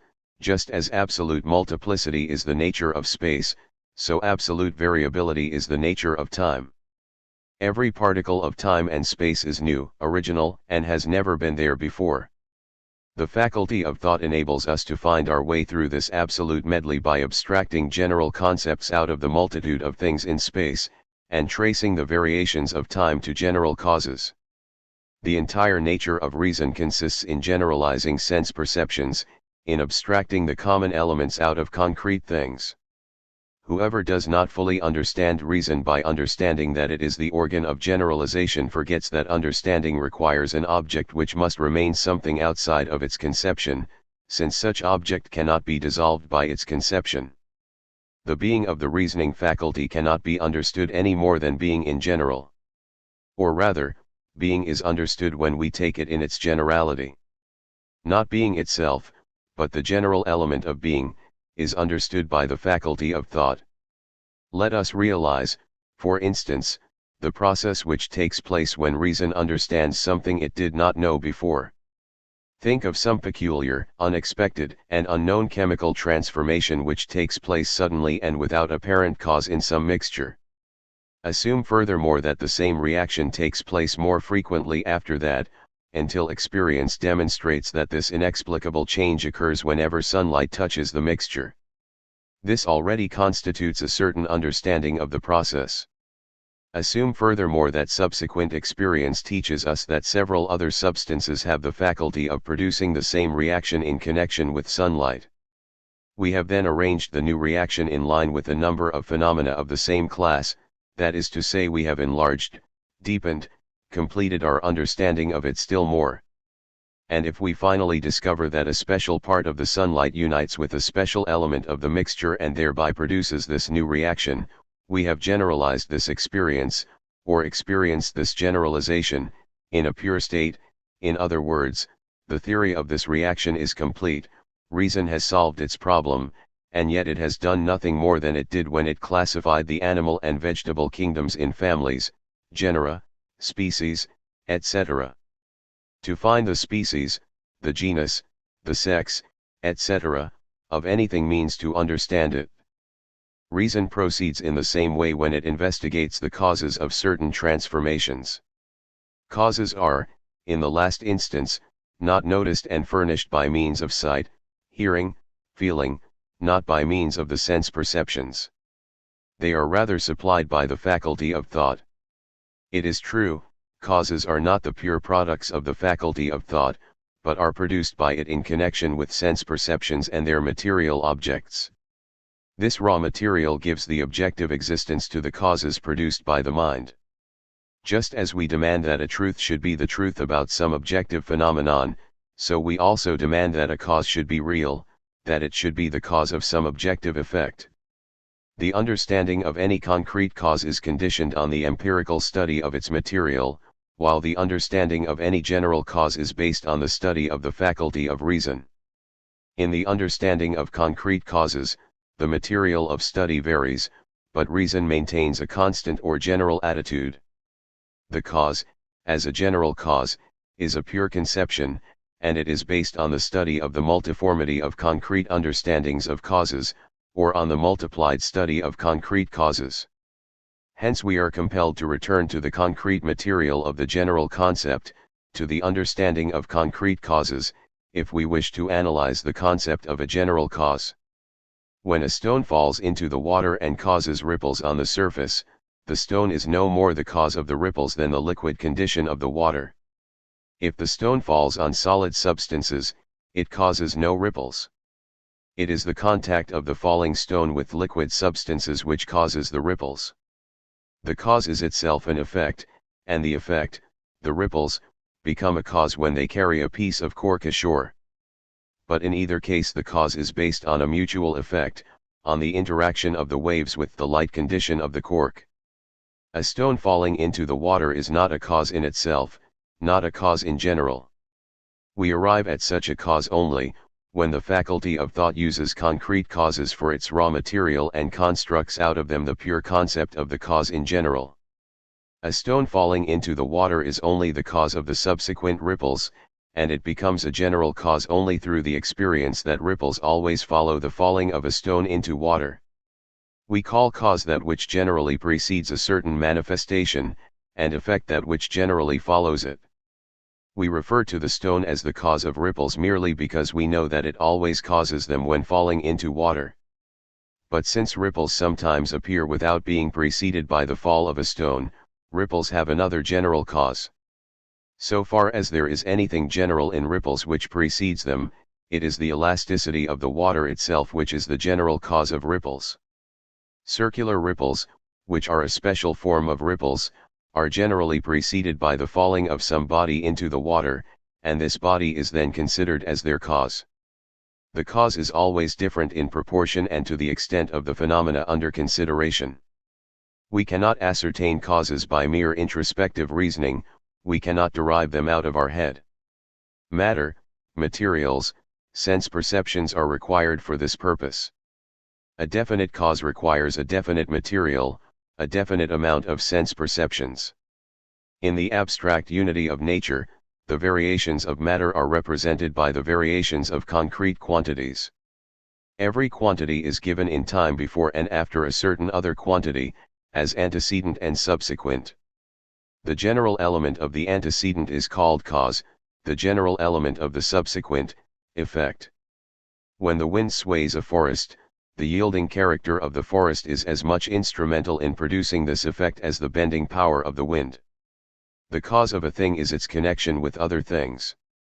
The fact that the same wind leaves rocks and walls standing shows that the cause is not qualitatively different from the effect, but that it is a matter of aggregate effects.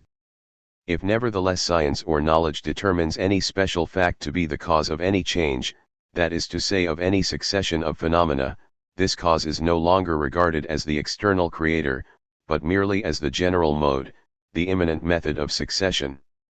A definite cause can be ascertained only when we have under consideration a definite circle, series, or number of changes, the cause of which is to be determined. And within a definite circle of succeeding phenomena, that which generally precedes is their cause. The wind which sways a forest differs from wind as a general cause only in that the latter has other general effects, inasmuch as it howls in one place, stirs up dust in another, or acts in many different ways. In the special case of the forest, the wind is a cause only in so far as it precedes the swaying of the trees. But in the case of rocks and walls, the solidity precedes the wind and is therefore the general cause of their resistance to the swaying power of the wind. In a still wider circle of hurricane phenomena, a gentle wind may be regarded as a cause of the stability of the objects last mentioned. The quantity or number of given objects varies the name of their cause. If a certain company of people return from a walk in a tired condition, this change of condition is just as much due to the physical weakness of the people as to the walk. In other words, a manifestation has in itself no cause which can be separated from it. Everything which was connected with a phenomenon has contributed toward its appearance. In the case of the promenaders, the physical constitution of their bodies has to be considered as well as the physical constitution and length of the road and duration of the walk. If reason is nevertheless called upon to determine the special cause of some concrete change, for instance, of a tired feeling, it is simply a question of determining which one of the various factors has contributed most to that feeling. In this case as well as in all others, the work of reason consists in developing the general from the concrete, that is to say in this case, singling out from a given number of tired sensations that which generally precedes the tired feeling. If most of the promenaders or all of them are found to be tired, the walk will be considered as the cause. But if only a few are tired, the weak constitution of these people will be considered as the general cause of their tired condition. To use another illustration, if the discharge of a shot frightens some birds, this effect is due to the combined action of the shot and the timidity of the birds. If the majority of the birds fly away, the shot will be considered as the cause. But if the minority fly away, their timidity will be regarded as the cause. Effects are subsequences. Since all things in nature follow other things and all things have an antecedent and a subsequent, we may call the natural, the real, the sense perceptions absolute effects, having no cause unless we find one with our faculty of thought by systematizing the given material. Causes are mental generalizations of perceptible changes. The supposed relation of cause and effect is a miracle, a creation of something out of nothing. For this reason this relation has been and still is an object of speculative reasoning. The speculative cause creates its effects. But in reality the effects are the material out of which the brain, or science, forms its causes. The cause concept is a product of reason, not of pure reason, but of reason married to the world of sense perceptions. If Kant maintains that the statement, every change has its cause, is an a priori truth which we cannot experience because no one can possibly experience all changes, although everyone has the irrefutable feeling of the correctness of this statement, we know now that this statement expresses merely the experience that the phenomenon which we call reason recognizes the uniform element in all multiformity. Or in other words, we now know that the development of the general element out of the concrete facts is called reason, thought, or mind. The secure knowledge that every change has its cause is nothing else but the conviction that we are thinking human beings. Cogito, ergo sum. I think, therefore I am. We have experienced the nature of our reason instinctively even if we have not analyzed it scientifically. We are as well aware of the faculty of our reason to abstract a cause out of every given change, as we are that every circle is round, that A is equal to A. We know that the general is the product of reason, and reason produces this general thing in contact with every given object. And since all objects before and after a certain other object are temporal changes, it follows that all changes which we as thinking beings experience must have a general antecedent, a cause. Already the English sceptic Hume felt that true causes are different from assumed causes. According to him, the concept of a cause contains nothing but the experience of that which generally precedes a certain phenomenon. Kant rightfully remarks on the other hand that the conception of cause and effect expresses a far more intimate relation than that indicated by a loose and accidental succession, and that the concept of a cause rather comprises that of a certain effect as a necessity and strict general result. Therefore he claimed that there must be something a priori in reason which cannot be experienced and which extends beyond experience. We reply to the materialists who deny all autonomy of the mind and hope to detect causes by experience alone that the general necessity which presupposes the relation of cause and effect represents an impossible experience. And we reply to the idealists, although reason explores causes which cannot be experienced, this research cannot take place a priori, but only a posteriori, only on the basis of empirically given effects. It is true that the mind alone discovers the imperceptible and abstract generality, but it does so only within the circle of certain given sense perceptions. Matter and mind. The understanding of the general dependence of the faculty of thought on material sense perceptions will restore to objective reality that right which has long been denied to it by ideas and opinions. Nature with its varied concrete phenomena which had been crowded out of human considerations by philosophical and religious imaginings, and which has been scientifically re-established again on special fields by the development of natural sciences, gains general theoretical recognition by the understanding of the functions of the brain. Hitherto natural science has chosen for its object only special matters, special causes, special forces, but has remained ignorant in general questions of so-called natural philosophy regarding the cause of all things, of matter, of force in general. The actual existence of this ignorance is revealed by that great contradiction between idealism and materialism which pervades all works of science like a red thread. May I succeed in this letter in strengthening the conviction that chemistry as an independent science represents one of the most powerful means for the higher cultivation of the mind, that its study is useful not alone for the promotion of the material interests of mankind, but because it permits a deeper penetration of the wonders of creation, with which our existence, our welfare, and our development are intimately connected. In these words Liebig expresses the prevalent views which have accustomed themselves to look upon material and spiritual differences as absolute opposites. But the untenability of such a distinction is vaguely felt even by the just quoted advocate of this view, who speaks of material interests and of a mental penetration which is the condition for our existence, welfare, and development. But what else does the term material interests mean but the abstract expression of our existence, welfare, and development? Are not these the concrete content of our material interests? Does he not say explicitly that the penetration of the wonders of creation promotes our material interests? And on the other hand, does not the promotion of our material interests require a penetration on our part of the wonders of creation? In what respect are our material interests different from our mental penetration of things? The superior, spiritual, ideal, which Liebig in conformity with the views of the world of naturalists opposes to our material interests, is only a special part of those interests. Mental penetration and material interests differ no more than the circle differs from the square. Circles and squares are contrasts, but at the same time they are but different and special classes of form in general. It has been the custom, especially since the advent of Christian times, to speak contemptuously of material, perceptible, fleshly things which are destroyed by rust and moths. And nowadays people continue on this conservative track, although their antipathy against perceptible reality has long disappeared from their minds and actions. The Christian separation of mind and body has been practically abandoned in the age of natural science. But the theoretical solution of the contradiction, the demonstration that the spiritual is material and the material at the same time spiritual, by which the material interests would be freed from the stigma of inferiority, has not yet been forthcoming. Modern science is natural science. Science is deemed worthy of its name only in so far as it is natural science. In other words, only that thought is scientific which consciously has real, perceptible, natural things for its object. For this reason representatives and friends of science cannot be enemies of nature or of matter. Indeed they are not.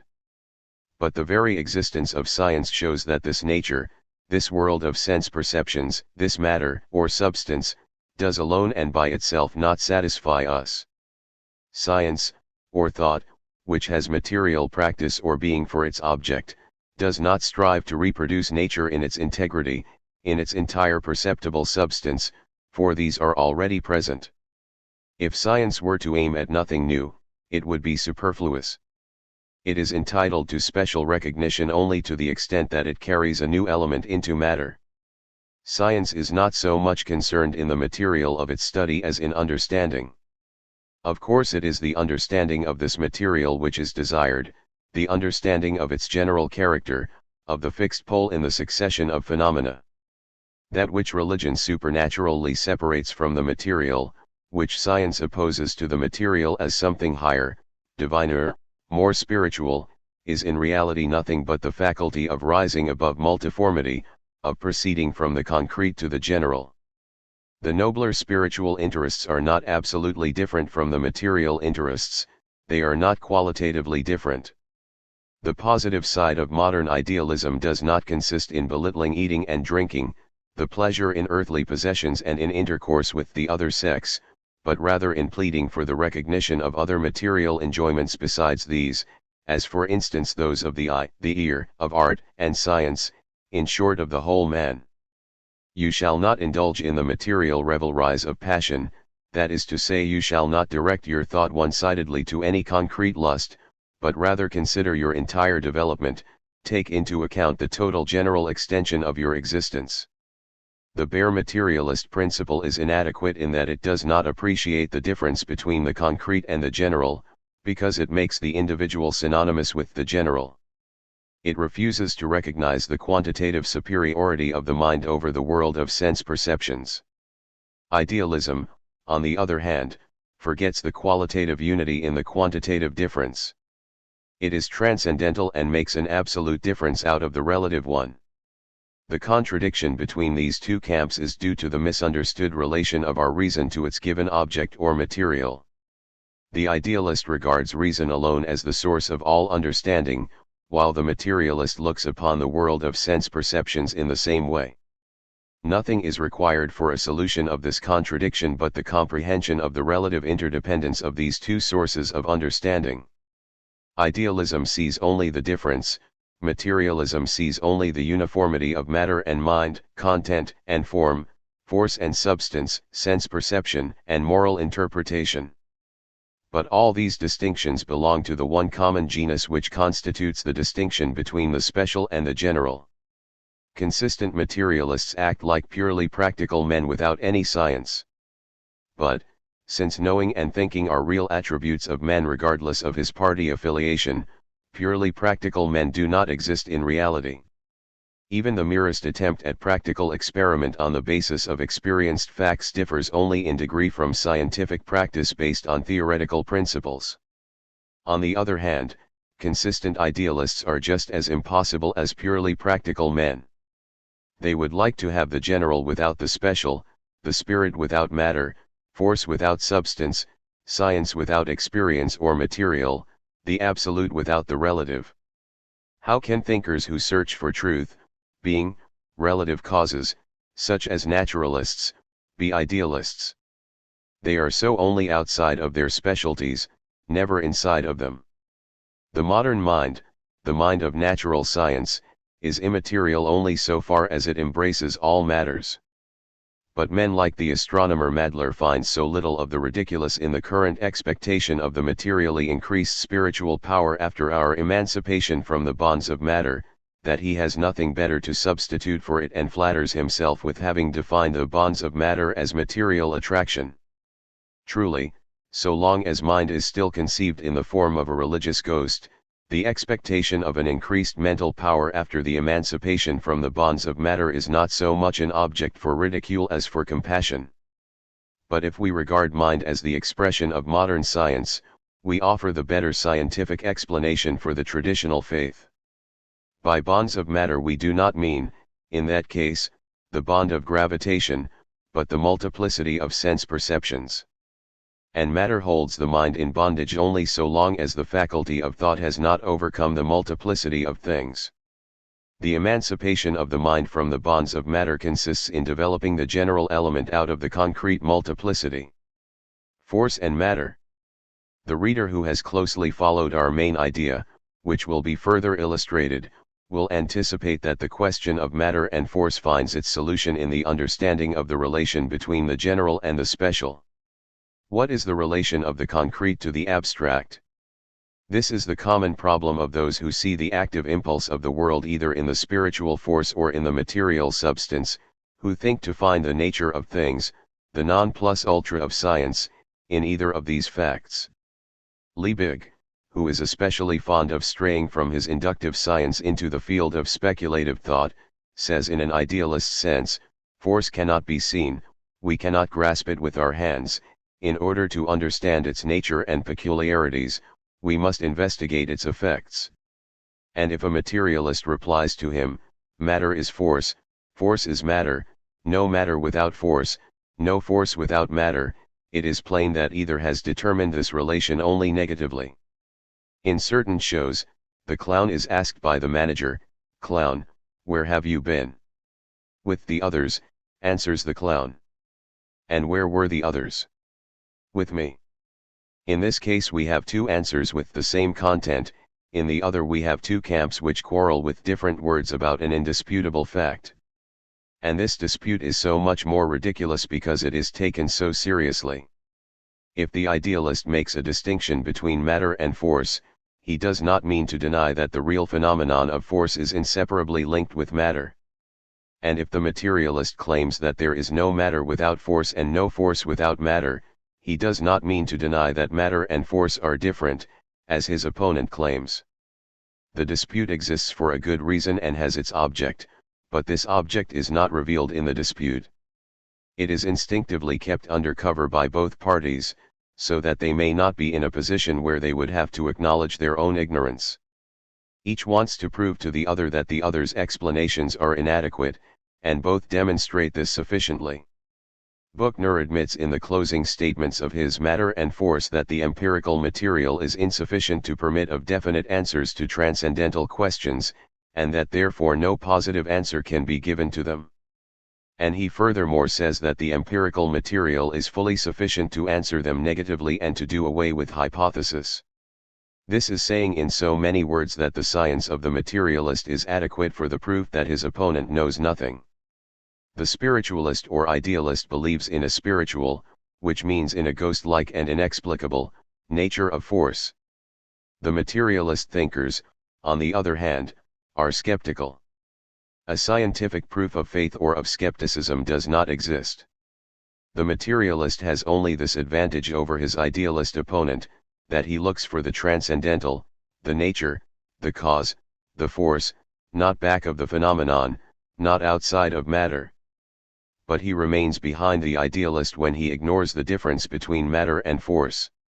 The materialist dwells on the actual inseparability of matter and force and does not admit any other reason for a distinction between the two than an external reason derived from the demand of our mind for systematization. Buchner says in Nature and Mind, page 66, force and matter, separated from one another, are for me nothing but thoughts, fantasies, ideas without any substance, hypotheses which do not exist for any healthy study of nature, because all phenomena of nature are rendered obscure and unintelligible by such a separation.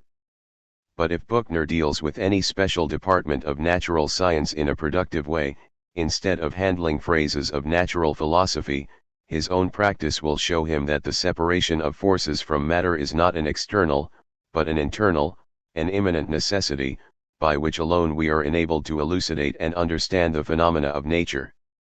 Although the author of Force and Matter chose for his motto, "Now, what I want is facts," we assure the reader that this device is more a thoughtless word than a serious opinion. Materialism is not so coarse-grained that it wants purely facts. Those facts which Buchner is looking for are by themselves not specifics for his desires. The idealist likewise wants such facts. No student of nature wants mere hypotheses. What all cultivators of the field of science want is not so much facts as explanations or an understanding of facts. Even the materialist will not deny that science, the natural philosophy of Buchner not accepted, is more concerned with mental forces than with bodily matter, that it cares more for force than for matter. The separation of force and matter is derived from the demand of our mind for systematization. Very true. But so does all science emanate from the demand of our reason for systematization. The contradistinction between force and matter is as old as that between idealism and materialism.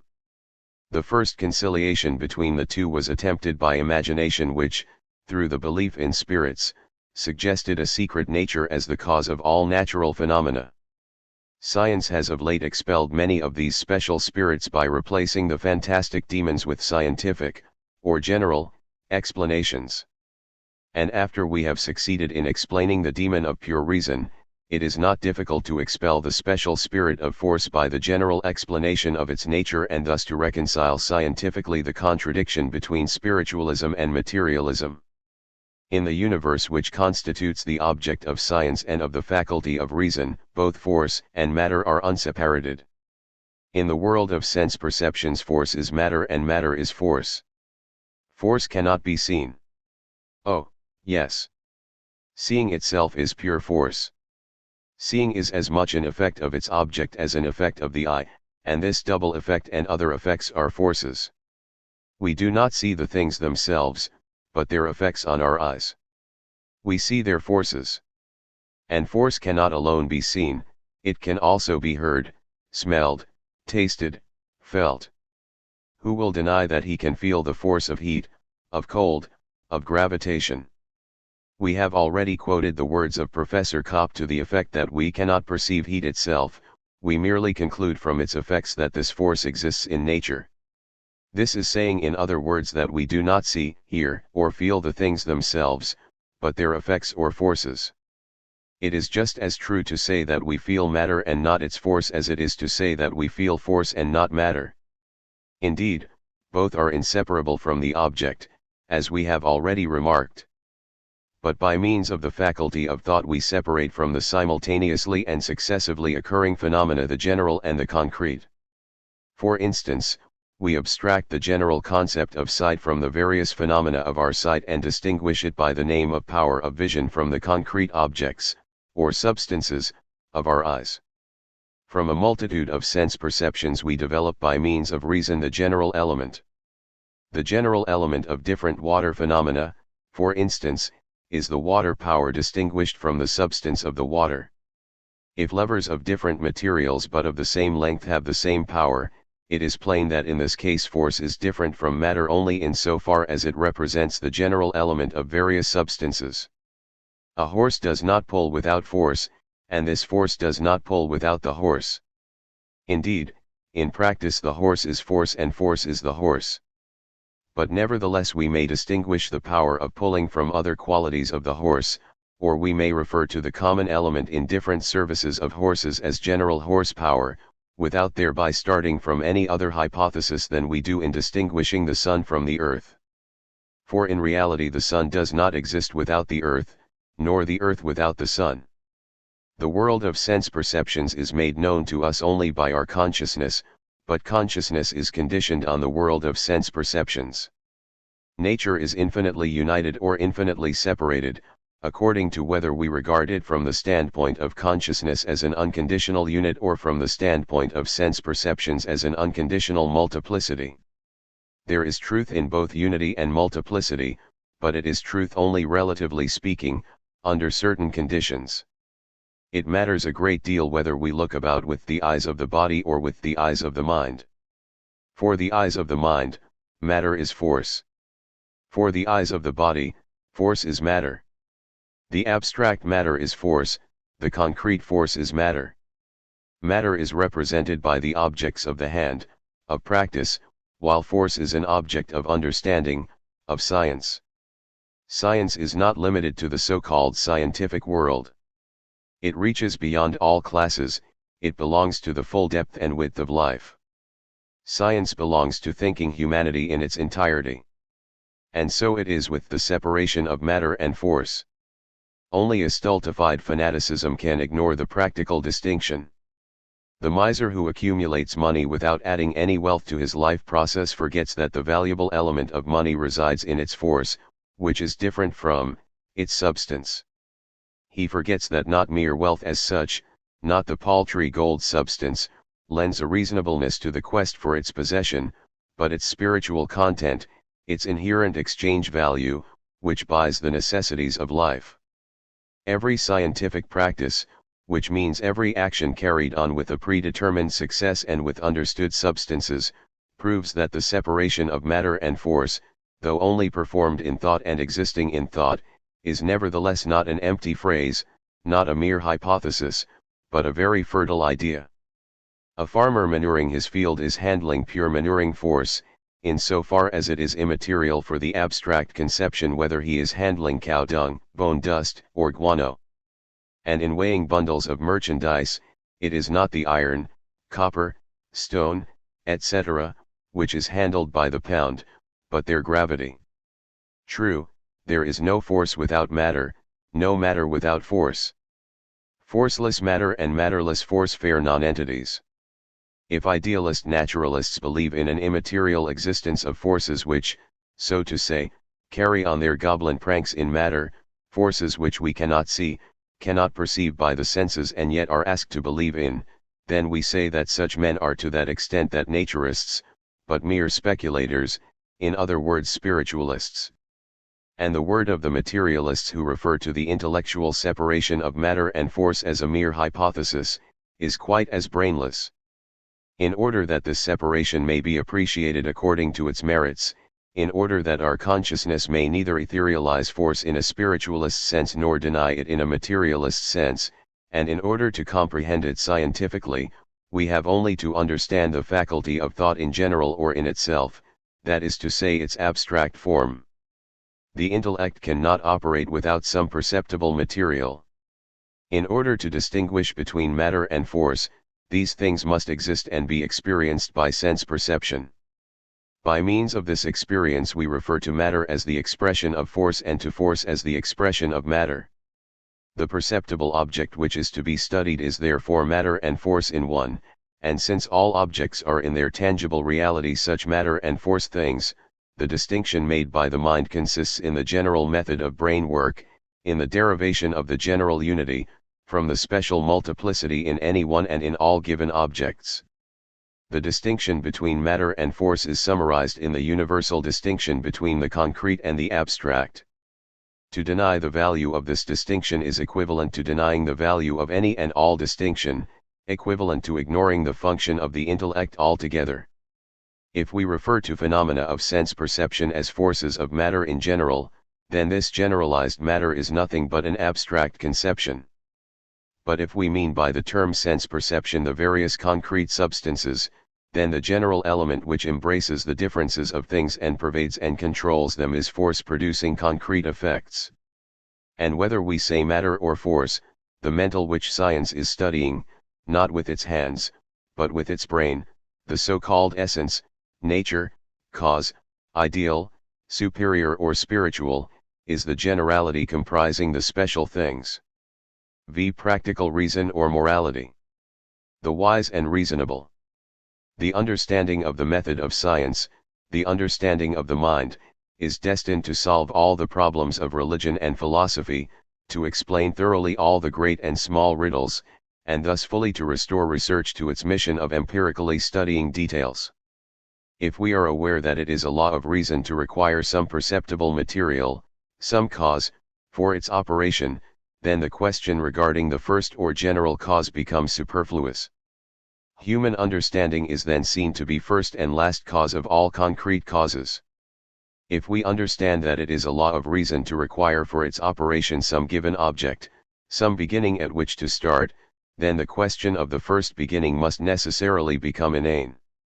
If we understand that reason derives abstract units out of concrete multiplicities, that it constructs truth out of phenomena, substance out of attributes, that it perceives all things as parts of a whole, as individuals of some genus, as qualities of some object, then the question regarding a thing itself, a something which in reality is back of all things, must needs become irrelevant. In brief, the understanding of the interdependence of reason reveals the unreasonableness of the demand for independent reason.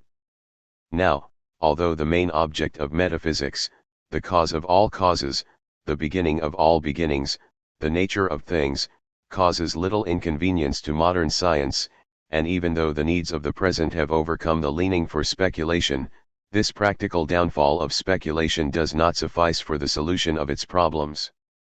So long as the theoretical law is not understood, according to which reason requires some concrete object for its operation, there is no hope of abandoning objectless thought, this malpractice of speculative philosophy, which pretends to generate knowledge without intercourse with objective reality. Our naturalists demonstrate this very clearly as soon as they turn from their tangible specialties to abstract things. The dispute over questions of life's wisdom, of morality, or the quarrel over the wise, good, right, or bad, reveals that here is the boundary of scientific agreement. The scientific explorers of the exact sciences abandon every day their inductive method when dealing with social problems, and stray off into the regions of speculative philosophy. Just as in physics they believe in imperceptible physical truths, in things themselves, so in social matters they believe in the reasonable, wise, right, or bad, in the sense of things themselves, of absolute phases of life, of unconditional conditions. It is here where the outcome of our studies, of the critique of pure reason, must be applied. In recognizing that consciousness, the nature of understanding, the mental activity in its general form, consists in developing general concepts out of concrete objects, we circumscribe this insight by stating that reason develops its understanding out of contradictions. It is the nature of the mind to perceive, in given phenomena of different dimensions and different duration, the nature of things by their semblance, and their semblance by their nature, to distinguish in wants of various degrees the most essential and necessary from the less pressing, to measure within a certain circle of magnitudes the large by the small and the small by the large, or in other words to compare the contrasts of the world with one another, to harmonize them by explanation. Common parlance instinctively calls understanding judging. Judging requires a certain standard. Just as surely as we cannot perceive any objects which are in themselves great or small, hard or soft, clear or dark, just as surely as these terms denote certain relations and require a certain standard by which their relations can be determined, even so does reason require a certain standard for the determination of that which is reasonable. The fact that we consider certain actions, institutions, conceptions, maxims of other periods, nations, or persons unreasonable is simply due to the application of a different standard, because we ignore the premises, the conditions, which cause another's reason to differ from our own. Men who differ in their mental estimates, in their understanding of things, may be likened to the thermometers of Réaumur and Celsius, one of which designates the boiling point by 80 and the other by 100. A different standard is the cause of this different result. On the so-called moral field there is no scientific agreement, such as we enjoy in some physical matters, because we lack the uniform standard which natural science has long since found. It is still attempted to perceive the reasonable, good, right, etc., without empirical data, by speculative reasoning without experience. Speculation seeks the cause of all causes, the immeasurable cause, truth itself, the unconditional and standardless truth, the unlimited good, the unboundedly reasonable, etc. The absence of a standard is the essence of speculation, and its practice is characterized by unlimited inconsistency and disagreement. If there are followers of certain positive religions who agree in the matter of morals, they owe this to the positive standard which certain dogmas, doctrines, and commandments have given them. But if anyone tries to perceive things by pure reason, the dependence of this reason on some standard will be demonstrated by its impure, that is to say individual, perceptions. Sense perception is the standard of truth, or of science in general. The phenomena of the outside world are the standard of physical truths, and man with his many wants is the standard of moral truth. The actions of man are determined by his wants.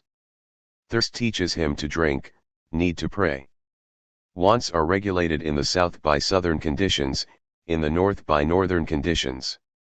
Wants rule time and space, nations, and individuals. They induce the savage to hunt and the gourmand to indulge. Human wants give to reason a standard for judging what is good, right, bad, reasonable, etc. Whatever satisfies our need is good, the opposite is bad. The physical feeling of man is the object of moral standards, the object of practical reason. The contradictory variety of human needs is the basis for the contradictory variety of moral standards. Because a member of a feudal guild prospered in a restricted competition, and a modern knight of industry in free competition, because their interests differ, therefore their views differ, and the one justly considers an institution as unreasonable which the other regards as reasonable. If the intellect of some person attempts to define by mere introspection the standard of reasonableness as a general thing, this person makes himself or herself the standard of humanity. If reason is credited with the faculty of finding within itself the source of moral truth, it commits the speculative mistake of attempting to produce understanding without perceptible objects. The same mistake is to blame for the idea that man is subordinate to the authority of reason, for the demand that man submit to the dictates of reason. This idea transforms man into an attribute of reason, while in reality reason is an attribute of man. The question whether man depends on reason or reason on man is similar to the one whether the citizen exists for the state or the state for the citizen. In the last and highest instance, the citizen is the primary fact and the state is modified according to the requirements of the citizen. But whenever the dominant interests of the citizenship have acquired the authority in the state, then the citizen is indeed dependent on the state. This is saying in so many words that man is guided in minor matters by more important ones. He sacrifices the less important, minor, particular things to the great, essential, general things. He subordinates his desire for more individual indulgence to his fundamental social needs. It is not pure reason, but the reason of a weak body or of a limited purse which teaches man to renounce the pleasures of dissipation for the benefit of the general welfare. The wants of the senses are the material out of which reason fashions moral truths. To single out the essential need among different physical needs of various degrees of intensity or extension, to separate the true from the individual, to develop general concepts, that is the mission of reason. The difference between the apparently and the truly reasonable reduces itself to the difference between the special and the general. We recall that reason requires sense perceptions for its existence and operation, that it needs some object which it can perceive.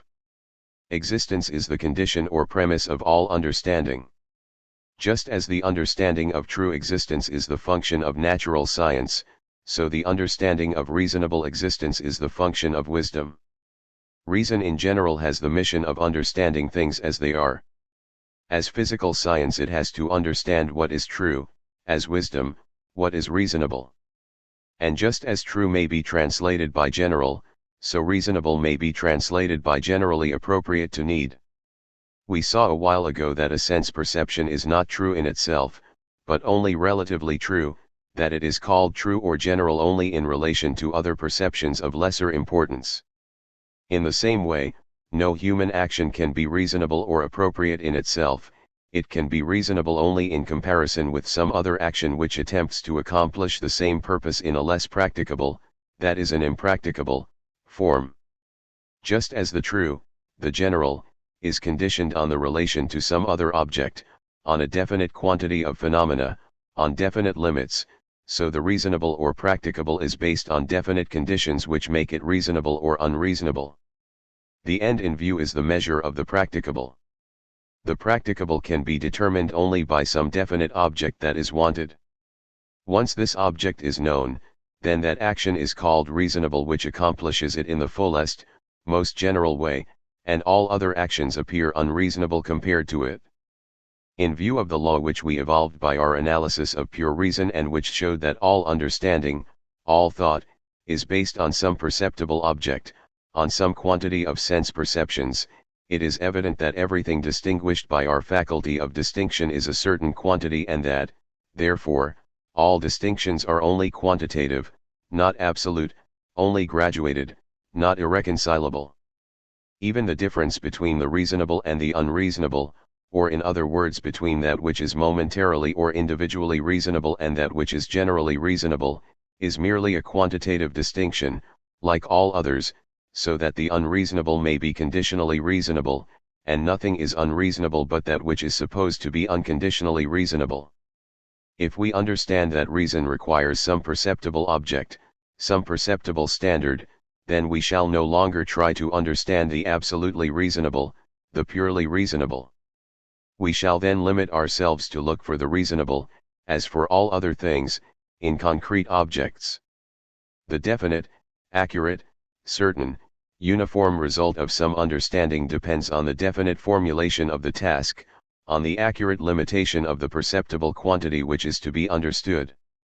If a certain moment, a certain person, a certain class, a certain nation are given and at the same time an essential need, a general and predominating purpose, then the question regarding the reasonable or suitable is easily answered.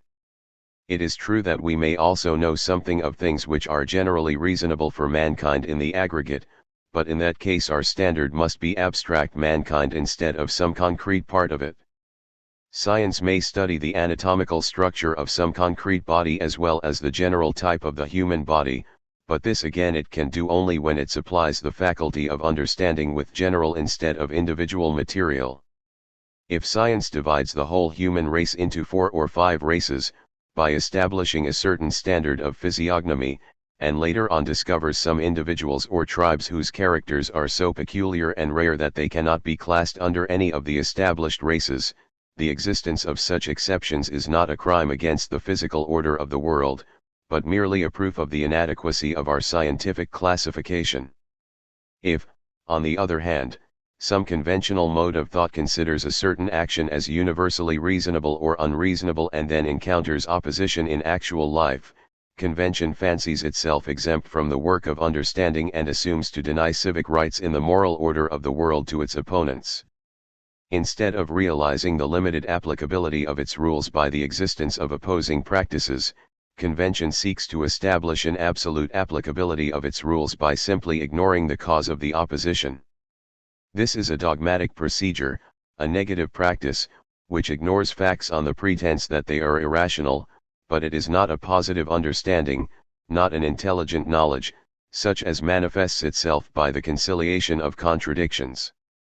If our study aims to ascertain what is universally human and reasonable, and if these predicates are given only to actions which are reasonable and practicable for all men, at all times, and under all conditions, then such concepts are absolute, indeterminate, and to that extent meaningless, indefinite generalities.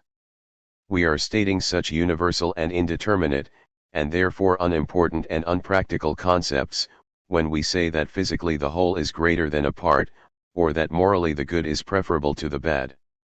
The object of reason is that which is general, but it is the generality of some concrete object. The practice of reason deals with individual and concrete objects, with the things which are the opposite of the general, with special and concrete knowledge. In order to perceive in physics whether we are dealing with a part or with the whole object, we must handle definite and concrete objects or phenomena. If we desire to ascertain what is morally preferable as good or bad, we must start out with a definite quantity of human needs. Abstract and general reason, with its so-called eternal and absolute truths, is a phantasmagoria of ignorance which binds the rights of the individual with crushing chains. Real and true reason is individual, it cannot produce any other but individual perceptions, and these perceptions cannot be generalized to any greater extent than the general material with which they operate. Only that is universally reasonable which is acknowledged to be so by all reasons. If the reason of some time, class, or person is referred to as rational, and if some other time, class, or person considers it irrational, if, for instance, the Russian noble considers serfdom a rational institution and the English bourgeois the so-called liberty of his wage worker, both of these institutions are not absolutely rational, but only relatively, only in a more or less limited circle. It is not necessary to state that I do not mean to question the great importance of our reason by the foregoing remarks. Even though reason cannot independently, or absolutely, discern the objects of the speculative introspection, such as the objects of the moral world, the true, the beautiful, the right, the bad, the reasonable, etc., it nevertheless is well fitted to distinguish relatively, by means of concrete sense perceptions, between general and concrete things, between the object and its manifestation, between fundamental needs and fanciful appetites. Although we may dispense with the belief in absolute reason and consequently realize that there can be no absolute peace, still we may call war an unmitigated evil when comparing it with the peaceful interests of our time or of our class. Not until we abandon our fruitless exploring trip after absolute truth, shall we learn to find that which is true in space and time. It is precisely the consciousness of the relative applicability of our knowledge which is the strongest lever of progress. The believers in absolute truth have adopted the monotonous diagram of good men and rational institutions as a basis for their views of life. For this reason they oppose all human and historical institutions which do not fit into their pattern, but which reality nevertheless produces without regard to their brains. Absolute truth is the arch foundation of intolerance. On the other hand, tolerance proceeds from the consciousness of the relative applicability of eternal truths. The understanding of pure reason leads to the realization that the consciousness of the universal interdependence of reason is the true road toward practical reason.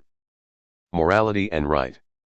The nature of our task limits us to the demonstration that pure reason is a nonentity, that reason is the sum of all acts of individual understanding, that it deals only seemingly with pure and general, but in reality with practical, or concrete, perceptions. We have been discussing that philosophy which pretends to be the science of pure or absolute understanding. We found its aim to be idle, inasmuch as the development of speculative philosophy represents a succession of disappointments, because its unconditional or absolute systems prove to be limited in space and time. Our presentation of the matter has revealed the relative character of so-called eternal truths. We perceived that reason was dependent on sense perceptions, we found that any truth required definite limits for its determination. As regards more especially life's wisdom, we saw that the acquired knowledge of pure reason manifested itself in practice by the dependence of the wise or the rational upon concrete sense perceptions. If we now apply this theory to morality as such, we must be able to establish harmony also in this field, where there is some doubt as to what is right and wrong, by means of the scientific method. Pagan morality is different from Christian morality. Feudal morality differs from modern bourgeois morality as does bravery from solvency. In brief, we need no detailed illustration to show that different times and nations have different moralities. We have but to understand that this change is necessary, a special characteristic of the human race and of its historical development, and we shall then exchange the belief in eternal truths, which every ruling class claims to be identical with its own selfish laws, for the scientific knowledge that absolute right is purely a concept which we derive by means of the faculty of thought from the various successive rights. Right as an absolute concept means no more and no less than any other general concept, for instance, the head in general. Every real head is a concrete one and belongs either to man or to some other animal. It is either long or broad, narrow or wide, in other words it has special peculiarities. But at the same time, every concrete head has certain general qualities which are universal in all heads, for instance the quality of being the superintendent of the body. Moreover, every head has as many general as individual traits, it is no more personal than it is common. The faculty of thought abstracts the general traits from the actual concrete heads and in this way creates the concept of the absolute head. Just as the absolute head, or the head, is composed of the general qualities of all heads, so the absolute right stands merely for the general characters of all rights. Both of these concepts exist merely as ideas, not as objects. Every real right is a concrete right, it is right only under certain conditions, at definite periods, for this or that nation. Thou shalt not kill, is right in peace, but wrong in war. It is right for the majority of bourgeois society that wishes to see the outbursts of passion controlled in the interest of its own predominant needs, but wrong for the savage who has not arrived at the period where a peaceful and social life is appreciated, and who therefore would consider the above commandment as an immoral restriction of his liberty. For the love of life, murder is a detestable abomination, for revenge it is a sweet satisfaction. In the same way robbery seems right to the robber, wrong to the robbed. There can be no question of any absolute wrong in such cases, only of wrong in a relative sense. An action is wrong in a general sense only in so far as it is generally disliked. Plain robbery is wrong in the opinion of the great majority today because our generation takes more interest in bourgeois affairs of commerce and industry than in the adventures of the knights of the road. If there were such a thing as an absolutely right law, dogma, or action, it would have to serve the welfare of all mankind under all conditions and at all times. But human welfare is as different as men, circumstances, and time. What is good for me is bad for another, and the thing which may be beneficial as a rule may be injurious as an exception. What promotes some interests in one period may interfere with them in another. A law which would presume to be absolutely right would have to be right for everyone and at all times. No absolute morality, no duty, no categorical imperative, no idea of the good, can teach man what is good, bad, right, or wrong. That is good which corresponds to our needs, that is bad which is contrary to them. But is there anything which is absolutely good? Everything and nothing. It is not the straight timber which is good, nor the crooked. Neither is good, or either is good, according to whether I need it or not. And since we need all things, we can see some good in all of them. We are not limited to any one thing. We are unlimited, universal, and need everything. Our interests are therefore innumerable, inexpressibly great, and therefore every law is inadequate, because it always considers only some special welfare, some special interest. And for this reason no right is right, or all of them are right, and it is as right to say thou shalt not kill as it is to say thou shalt kill. The difference between good needs and bad needs, right wants and wrong wants, like that between truth and error, reasonable and unreasonable, finds its conciliation in the difference between the concrete and the general. Reason cannot discover within itself any positive rights or absolutely moral codes any more than any other speculative truth. It cannot estimate how essential or unessential a thing is, or classify the quantity of concrete and general characters, until it has some perceptible material to work upon. The understanding of the right, or of the moral, like all understanding, strives to single out the general characteristics of its object. But the general is only possible within certain defined limits, it exists only as the general qualities of some concrete and determined perceptible object. And if any one tries to represent some maxim, some law, some right in the light of an absolute maxim, law, or right, he forgets this necessary limitation. Absolute right is merely a meaningless concept, and it does not assume even a vague meaning until it is understood to stand for the right of mankind in general. But morality, or the determination of that which is right, has a practical purpose. Yet, if we accept the general and unconditional right of mankind as a moral right, we necessarily miss our practical aim. An act or a line of action which is universally or everywhere right requires no law for its enforcement, for it will recommend itself. It is only the determined and limited law, adapted to certain persons, classes, nations, times, or circumstances, which has any practical value, and it is so much more practical the more defined, exact, precise and the less general it is. The most universal and most widely recognized right or need is in its quality no more rightful, better, or valuable than the most insignificant right of the moment, than the momentary need of some individual.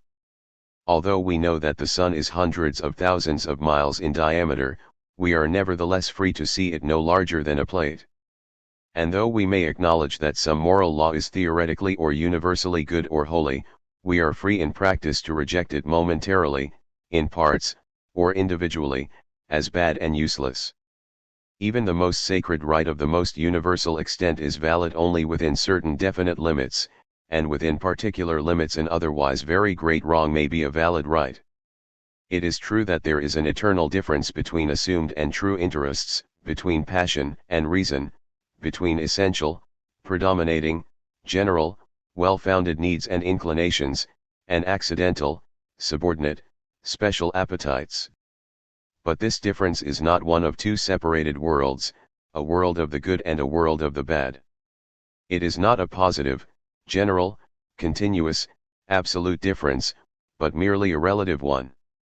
Like the difference between beautiful and homely, it depends on the individuality of the person who distinguishes.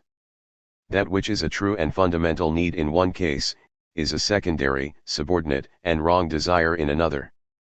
Morality is the aggregate of the most contradictory ethical laws which serve the common purpose of regulating the conduct of man toward himself and others in such a way that the future is considered as well as the present, the one as well as the other, the individual as well as the genus.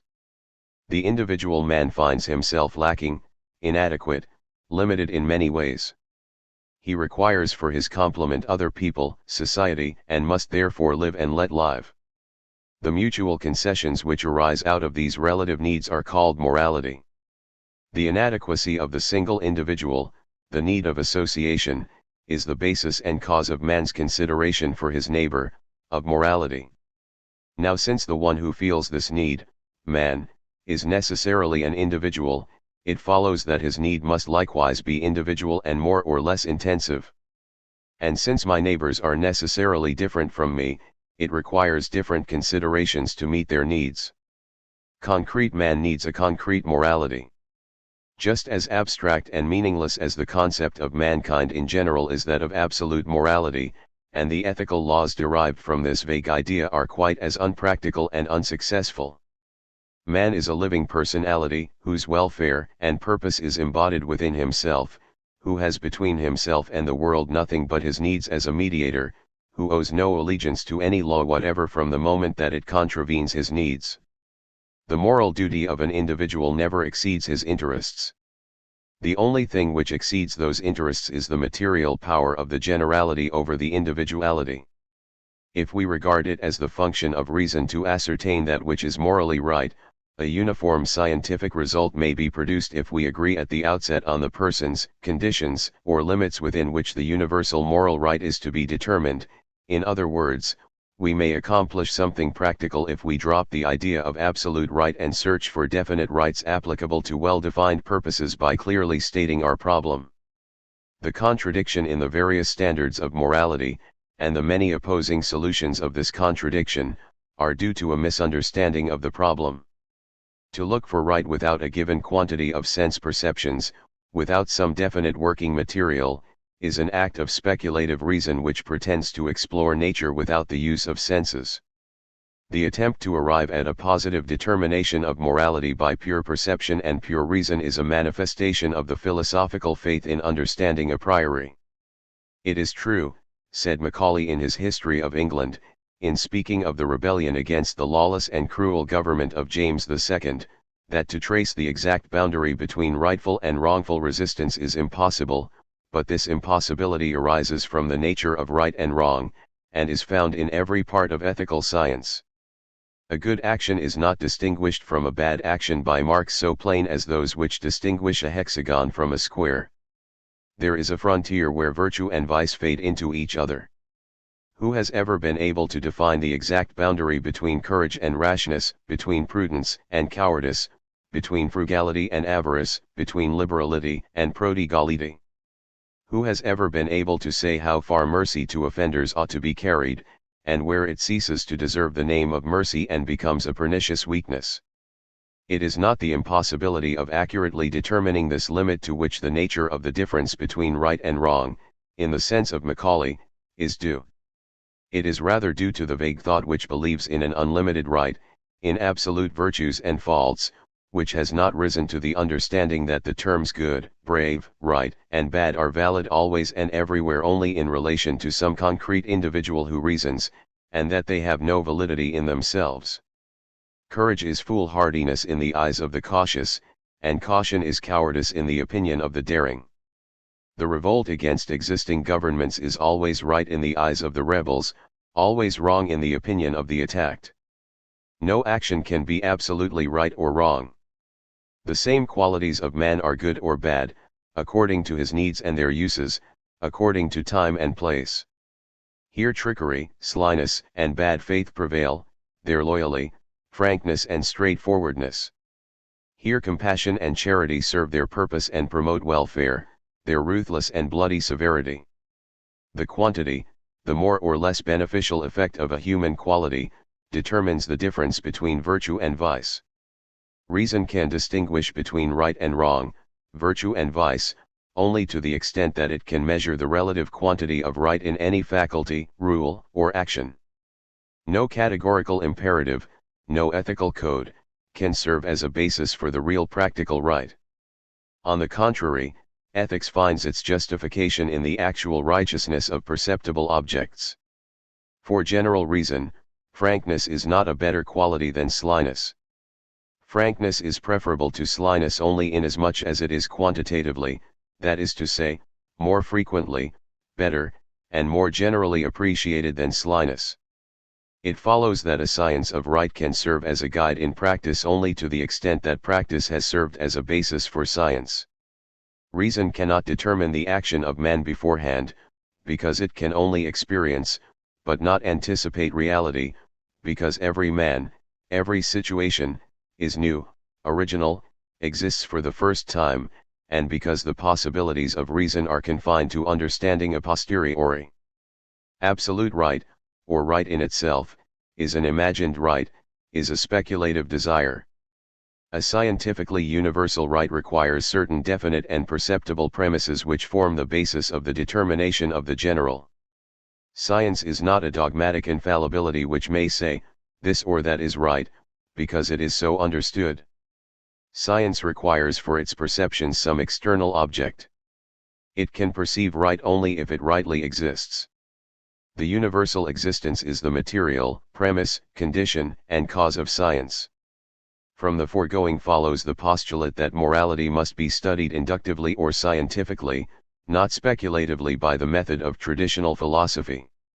We must not attempt to study absolute, but only relative rights, only rights based on certain premises, and only this can be the moral problem of reason. Thus the belief in a moral order of the world is dissolved in the consciousness of human freedom. The understanding of reason, of knowledge, of science, includes the understanding of the limited validity of all ethical maxims. Whatever impressed man as salutary, valuable, divine, was exhibited by him in the tabernacle of faith as the most venerable thing. The Egyptian worshipped the cat, the Christian venerates the divine providence. So, when his needs led him to live a well-regulated life, the benefits of the law inspired him with such a high opinion of its noble origin that he adopted his own handiwork as a gift of heaven. The invention of the mousetrap or other useful appliances pushed the cat out of its exalted position. Whenever man becomes his own master, takes care of himself, and provides for himself, then all other providences become useless, and his own mastership makes all superior tutelage unbearable. Man is a jealous creature. Ruthlessly he subordinates everything to his own interests, even God and his commandments. No matter how great or venerable an authority any code may have acquired by long and faithful service, as soon as new needs oppose it, they degrade the divine authority to the ranks of human law and transform ancient right into modern wrong. The Christian frivolity refused to respect the threat of physical retribution which the Hebrew had anointed as an authority in moral questions and revered under the maxim, eye for eye, tooth for tooth. The Christian had learned to cherish the blessings of peacefulness. He carried submissive tolerance into the Holy Land, and decorated the vacant tabernacle with the gentle injunction to offer the left cheek when the right was tired of cuffs. In our times, which are Christian in name, but very anti-Christian in deeds, the long-venerated tolerance has long gone out of use. Just as every religion has its own peculiar God, so every time has its own peculiar right. To this extent, religion and morality are in harmony with the worship of their sanctum. But they become arrogant upstarts whenever they assume to exceed their natural boundaries, whenever they attempt to saddle upon all circumstances, under the pretense of offering something incomparable, absolute, permanent, that which is divine and right at certain times and under definite conditions, whenever they proclaim a successful remedy for their own peculiar disease as a universal patent medicine for all diseases, whenever they overbearingly forget their descent. A law is originally dictated by some individual need, and then mankind with its universal needs is supposed to balance itself on the thin rope of this one rule. Originally that which is really good is right, and thereafter only some decreed right is supposed to be really good. That is the unbearable arrogance. Ordained right is not satisfied to serve as the right of this time, this nation, or country, this class or caste. It wants to dominate the whole world, wants to be absolute right, just as if a certain pill could be absolute medicine, could be good for everything. It is the mission of progress to repulse this assumption, to pluck this peacock feather out of the tail of the rooster, by leading mankind on beyond the boundaries prescribed by ordained law, by extending the world for him, by conquering for his cramped interests a wider liberty. The migration from Palestine to Europe, where the consumption of pork does not cause leprosy, emancipates our natural freedom from a once divine restriction by making it irrelevant. But progress does not deprive one god of his shoulder straps for the purpose of decorating some other god with them. That would merely be an exchange, not an acquirement. Evolution does not drive the saints of tradition out of the country, it simply retires them from the wrongfully occupied field of universality into their peculiar boundaries. Progress picks up the child and then pours the water out of the bathtub. Though the cat may have lost its aureole and ceased to be a god, it does not give up catching mice, and though the Jewish rules for bodily cleanliness at certain definite times have long been forgotten, a clean body is still highly respected. The present wealth of civilization is due only to the economical administration of the acquirements of the past. Evolution is as much conservative as it is revolutionary, and it finds as much wrong as right in every law. It is true that the believers in absolute duty scent a difference between moral and legal right. But their self-interested narrowness does not permit them to realize that every law is originally moral and that every special morality is gradually reduced to the level of a mere law. Their understanding reaches into other times and other classes, but does not reach their own time and class. The laws of the Chinese and Samoids are understood to refer to the peculiar requirements of those people. But the rules of bourgeois society are supposed to be far more sublime.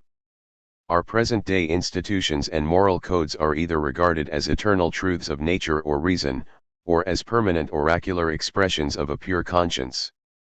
Just as if the barbarian did not have a barbarian reason, as if the Turk did not have a Turkish conscience and the Hebrew a Hebrew one, as if man could follow the dictates of some absolute conscience, instead of the conscience being conditioned on the man. Whoever limits the purpose of man to the love and service of God, and to eternal blessedness hereafter, may devoutly recognize the traditions of abstract morality as authoritative and guide himself accordingly. But whoever regards development, education, and blessedness on earth as man's life purpose, will not think that the questioning of the assumed superiority of traditional morals is irrelevant. It is only the consciousness of individual freedom which creates sufficient unconcern for the rules made by others to permit a brave advance, which emancipates us from the striving for an illusory absolute ideal, for some best world, and which restores us to the definite practical interests of our time and personality. At the same time we are thus reconciled with the world as it really is, because we no longer regard it as the unsuccessful realization of that which ought to be, but rather as the systematization of that which cannot but be. The world is always right. Whatever exists, is right and is not fated to be otherwise until it changes. Wherever there is existence, which is power, there is also right without any further condition, because it is right in a formative stage. Weakness has no other right than that of striving for supremacy and then enforcing a recognition of its long denied needs. The study of history shows us not only the negative and ridiculous side of the religions, customs, institutions, and ideas of the past, but also their positive, reasonable, and necessary side. It explains to us, for instance, that the deification of animals was due to an enthusiastic recognition of their usefulness. And so the study of history shows not alone the inadequacy of the things of the present, but also demonstrates that they are the reasonable and necessary conclusions from the premises of previous stages. The holy. In the well-known statement, the end sanctifies the means, the developed theory of morality finds its practical expression. This maxim, used in an ambiguous sense, may stand as a common reproach for us and for the Jesuits. The defenders of the Society of Jesus make efforts to prove that it is a malignant attempt to discredit their clients. We shall not try to speak for either party to this dispute, but will devote ourselves to the subject matter itself, and seek to substantiate the truth and reasonableness of this maxim, to rehabilitate it in the public opinion. It will be sufficient for the refutation of the most general opposition to understand that end and means are very relative terms, that all concrete ends are means and all means are ends. There is no more of a positive difference between great and small, right and wrong, virtue and vice, than there is between end and means. Considered as something integral by itself, every action has its own end and its means are the various moments of which even the shortest action is composed. Every concrete action is a means in relation to other actions which aim at the same common effect. But in themselves actions are neither ends nor means. Nothing is anything by itself. All being is relative. Things are what they are only within and by their interrelations. Circumstances alter cases. In so far as every action is accompanied by other actions, it is a means, and serves a common end which exceeds its own special end, but inasmuch as every action is complete in itself it is an end which includes its own means. We eat in order to live, but so far as we are living while we are eating, we are living in order to eat. As life to its functions, so the end is related to its means. Just as life is simply the sum of all life's functions, so the end is the sum of all its means. The difference between means and end reduces itself to that between the concrete and the general. And all abstract differences reduce themselves to this difference, because the faculty of abstraction or distinction reduces itself to the faculty of distinguishing between the concrete and the general. But this distinction presupposes the existence of some material, some given objects, some circle of sense perceptions by which it manifests itself. If this circle is found in the field of actions or functions, in other words, if a previously defined number of different actions is the object of our study, then we refer to the general character of these objects as the general end and to every more or less extended part of them, or to every function, as a means. Whether any definite action is considered as an end or as a means, depends on the question whether we consider it as a whole in relation to its own parts, or as a part of some whole in which it is connected with other parts, with other actions. From a general point of view which has all human actions for the object of its study, and encompasses them all, there exists only one end, viz., the human welfare. This welfare is the end of all ends, is the final end, is the real, true, universal end compared to which all special ends are but means. Now, Our claim that the end sanctifies the means can have absolute validity only in regard to some absolute end. But all concrete ends are relative and finite. The one and sole absolute end is human welfare, and it is an end which sanctifies all rules and actions, all means, so long as they are subservient to it, but which reviles them as soon as they go their own way without serving it. The human will is literally and historically the origin of the holy. That which is hale is holy. At the same time we must not ignore the fact that the will, or hale, in general, the hale which sanctifies all means, is but an abstraction, the real content of which is as different as are the times, the nations, or persons which are seeking for their welfare. It must be remembered that the determination of that which is holy or for the human will requires definite conditions, that no action, no means, is holy in itself, that each one of them is sanctified only by definite relations. It is not every end which sanctifies the means, but the holy end which sanctifies its own means. But since every real and concrete end is only relatively holy, it can sanctify its own means only relatively. The opposition against our maxim is not so much directed against it, as against the wrong application of it. Recognition is denied and the so-called sanctified ends are accorded only limited means, because there is lurking in the background the consciousness that these ends have only a relative holiness.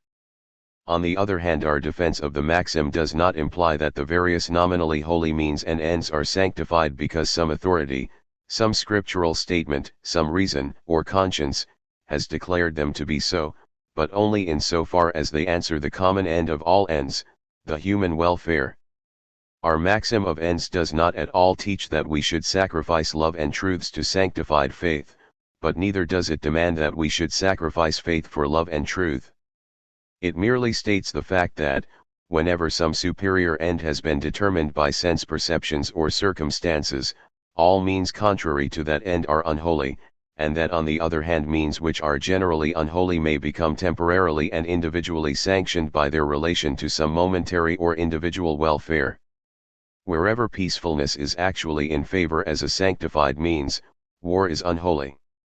When, on the other hand, man seeks his salvation in war, then murder and incendiarism are holy means. In other words, our reason requires for a valid determination of that which is sanctified certain definite material conditions or facts as premises. It cannot determine the holy in general, not a priori, not philosophically in the old speculative way, but only in concrete cases, a posteriori, only empirically. If we understand that human welfare is the end of all ends, the ideal of all means, if we furthermore dispense with all special determinations of this welfare, with all personal ideas of it, and recognize that it is different under different circumstances, then we understand at the same time that no means is sanctified beyond the sanctity of its end. No means, no action, is positively sanctified or makes for human welfare under all circumstances. According to circumstances and relations, one and the same means may be good or bad. A thing is good only to the extent that its results are good, only to the extent that there is good in its end. Lying and cheating are bad only because they result injuriously for ourselves, because we do not wish to be lied to or cheated. But whenever a sanctified end is in question, the deceptive means used in lying and cheating are called tricks of war. If anyone is firmly rooted in the goodness of chastity because he thinks it was ordained by God, we cannot discuss the matter with him. But if one honors virtue for the sake of virtue and abhors vice for the sake of vice, in other words, for their consequences, he admits that he sacrifices the lust of the flesh to the end of good health. In short, he admits that the means are sanctified by the end. In the Christian conception of the world, the commandments of its religion are absolutely good for all time. They are considered good because Christian revelation declares them to be so. This conception does not know that, for instance, its acme of virtue, the specifically Christian virtue of abstemiousness, received its value only by contrast with corrupt heathenish licentiousness, but that it is not a virtue when compared to reasonable and normal satisfaction of material needs. It deals with certain means which it calls indiscriminately good without any relation to their ends, and others which it calls indiscriminately bad in the same absolute way. And for this reason, it opposes the above-named maxim. But modern Christianity, modern civilization, has practically long done away with this faith. It does indeed call the soul the likeness of God and the body a putrid food for worms, but its deeds prove that it does not take its religious phrases seriously. It cares little for the better part of man and directs all its thoughts and actions toward the satisfaction of the despised body. It employs science and art, and the products of all climates, for the glorification of the body, clothing it sumptuously, feeding it luxuriously, caring for it tenderly, resting it on soft cushions. Although they speak slightingly of this earthly life in comparison to the eternal life beyond, yet in practice they cling for 6 days of the week to the uninterrupted pleasures of this body, while heaven is hardly considered worthy of careless attention for more than 1 short hour on Sundays. With the same thoughtless inconsistency the so-called Christian world also attacks our maxim with words, while in practical life it sanctifies the despised means by the end of its own welfare, going even so far as to demonstrate its inconsistency in its own life by subsidizing prostitution with state funds. The fact that the legislative bodies of our representative states keep down the enemies of their bourgeois order by court-martials and exile, that they justify this course by the proverb, "Do unto others as you would that they should do unto you," in the interest of public welfare, or that they defend their divorce codes by the plea of individual welfare, proves that the bourgeoisie also believes in the motto, "The end sanctifies the means." And even though the citizens delegate rights to the state which they deny to themselves, also our opponents cannot but admit that in so doing the citizens are simply delegating their own rights to the superior authority of the state. True, whoever employs lying and cheating in the bourgeois world for the end of gaining wealth, even though he may make it one of his ends to give to charity, or whoever steals leather, like Saint Crispinus, for the purpose of making shoes for poor people, does not sanctify his means by his end, because the end in that case is not sanctified, or only nominally so, only in general, but not in the concrete case quoted. For charity is an end of but inferior holiness which must not be more than a means compared to the main end of maintaining bourgeois society, and whenever it contravenes this main purpose, charity loses its character of a good end. And we have already seen that an end which is sanctified only under certain circumstances cannot sanctify its means beyond them. The indispensable condition of all good ends is that they must be subservient to human welfare, and whether this welfare is secured by Christian or pagan, by feudal or bourgeois means, it always demands that the things which are considered unessential and of lesser importance should be subordinated to the essential and necessary things, while in the above quoted cases the more salutary honesty and bourgeois respectability would be sacrificed to the less salutary charity. The end sanctifies the means signifies in other words that in ethics as well as in economics, the profit must justify the investment of the capital. Again, if we call the forcible conversion of infidels a good end, and an arbitrary police measure a bad means, this does not prove anything against the truth of the maxim, but only testifies to its wrong application. The means is not sanctified in the case, because the end is not, because a forced conversion is not a good end, but rather an evil one resulting in hypocrisy, and because such a conversion does not deserve this name, or because force is a means which is unworthy of this term. If it is true that a forcible conversion or wooden iron are senseless ideas, how is it that people will persist in fighting against universally recognized truths with such inconsistencies, such inane word plays, such tricks of rhetoric and sophistry? The means of the Jesuits, sly tricks and intrigues, poison and murder, appear unholy to us only because the Jesuitic purpose, for instance that of extending the wealth and influence and glorifying power of the order, is an inferior end which may make use of the innocent language of the pulpit, but is not an absolutely sanctified end, no supreme end, to which we would grant means that would deprive us of some essential end, for instance of our personal and public safety.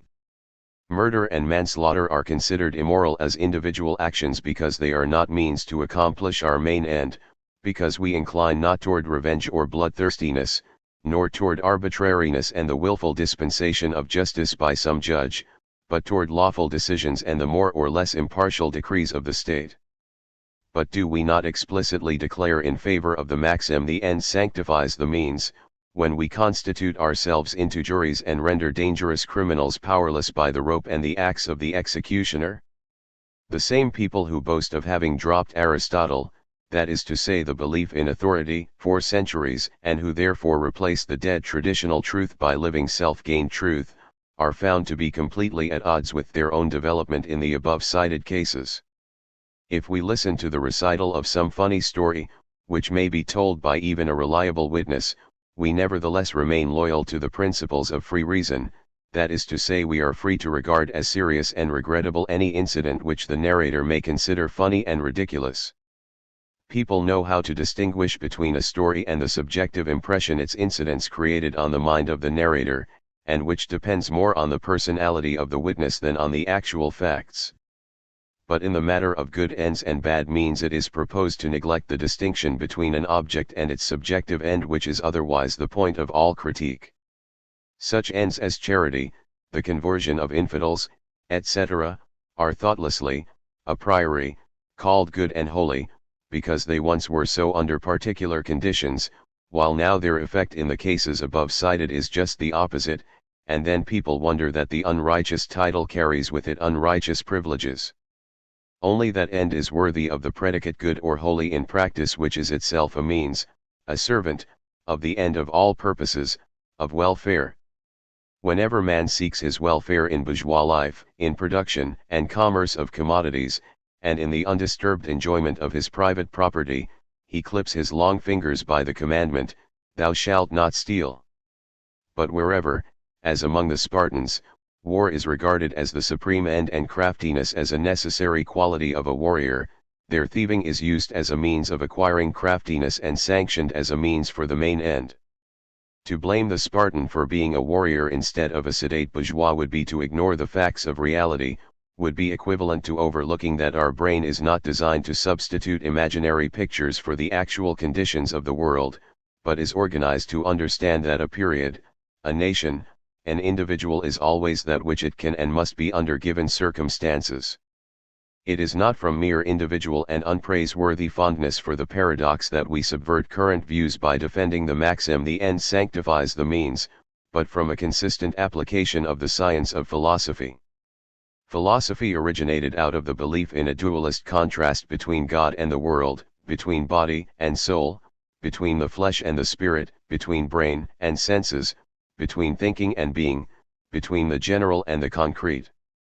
The conciliation of this contrast represents the end, or the aggregate result, of philosophical research.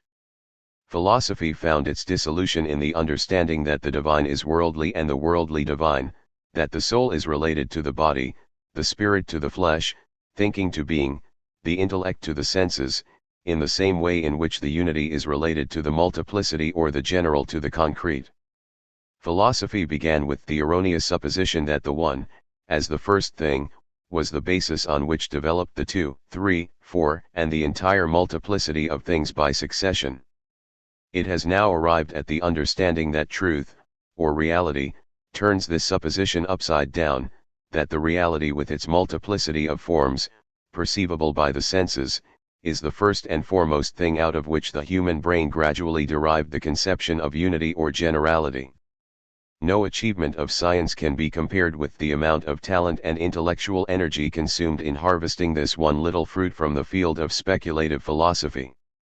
But neither does any scientific novelty encounter so many deep-rooted obstacles to its recognition. All brains unfamiliar with the outcome of philosophy are dominated by the old belief in the reality of some genuine, true, absolutely universal panacea, the discovery of which would make all sham, false individual panaceas impossible. But we, on the other hand, have been taught by the understanding of the thought process that this coveted panacea is a product of the brain and that, since it is supposed to be a general and abstract panacea, it cannot be any real, perceptible, concrete panacea. In the belief in an absolute difference between true and false welfare, there is manifested an ignorance of the actual operations of brain work.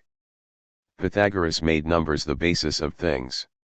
If this Grecian philosopher could have realized that this basic nature was a thing of the mind, of the intellect, and that numbers were the basis of reason, the common or abstract content of all intellectual activity, then we should have been spared all the disputes which have raged around the various forms of absolute truth, about things in themselves. Space and time are the general forms of reality, or reality exists in time and space. Consequently, all real welfare must be attached to space and time, and every welfare which exists in these dimensions must be real. The different welfares, in so far as their beneficent qualities are concerned, are to be distinguished only by their height and breadth, by the quantity of their dimensions, by their numeral relations. Every welfare, whether true or seeming, is perceived by the senses, by practices of life, not by abstract reason. But practice assigns the most contradictory things to different people at different times as means to their welfare. What is welfare in one place, is disaster in another, and vice versa. Understanding, or reason, has nothing else to do in the matter than to number these various welfares as they are made real by sense perceptions in various persons and times, and degrees of intensity, in the order in which they appear, and thus to distinguish the small from the great, the essential from the unessential, the concrete from the general. Reason cannot dictate to us autocratically in matters of some absolutely true welfare, it can only indicate the most frequent, most essential, and most universal welfare in a certain perceived number of welfares. But it must not be forgotten that the truth of such an understanding, or enumeration, depends on certain definite premises. It is therefore a vain endeavor to search for the true and absolute welfare. This search becomes practical and successful only when it limits itself to the understanding of a definite amount of welfare of some particular objects. The general welfare can be found only within definite boundaries. But the various determinations of welfare agree in this respect, that they all consider it well to sacrifice the little for the great, the unessential for the essential, and not vice versa. In so far as this principle is right, it is also right for us to employ for the good end of a great welfare some small means in the shape of a small evil and to endure it, and thus we see once more that the end sanctifies the means. If people were liberal enough to permit everyone to go to heaven in his or her own way, the opponents of our maxim would be easily convinced of its truth. But instead of doing this, people follow the usual course of short-sightedness and make their private standpoint a universal one. They call their own private welfare the only true welfare, and regard the welfare of other nations, times and conditions a mistake. So does every school of art declare its own subjective taste to be objective beauty, ignoring the fact that unity is but a matter of ideas, of thought, while reality is full of the most varied forms. The real welfare is manifold and the true welfare but a subjective choice which, like a funny story, may make an entirely different impression on others, and be a false welfare. Even though Kant, or Fichte, or some other particular philosopher, may discuss at length the purpose of mankind and solve the problem to his full satisfaction and to that of his audience, we nevertheless have learned enough today to know that one can define one's own personal idea of the purpose of mankind by means of abstract speculation, but that one cannot discover any unknown and hidden object in this way. Thought, or reason, requires some object, and its work is that of measuring, of criticizing. It may distinguish between true and false welfare, but will also remember that they have their limits, remember that it is itself personal and that its distinctions are likewise personal and cannot be generalized beyond the point where others receive the same impression of the same object. Humanity is an idea, while man is always some special person who has his or her peculiar life in a definite environment and is therefore subservient to general principles only from motives of self-interest.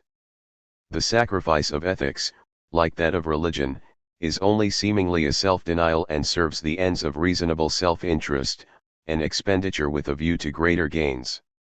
A morality worthy of that name which is not better defined by the term obedience can be exercised only through the understanding of its worth, of its value for our welfare, of its usefulness. The variety of political parties is conditioned on the varieties of the interests concerned, and the difference in the means is conditioned on the difference in ends. In questions of less importance even the champions of absolute morality testify to this fact.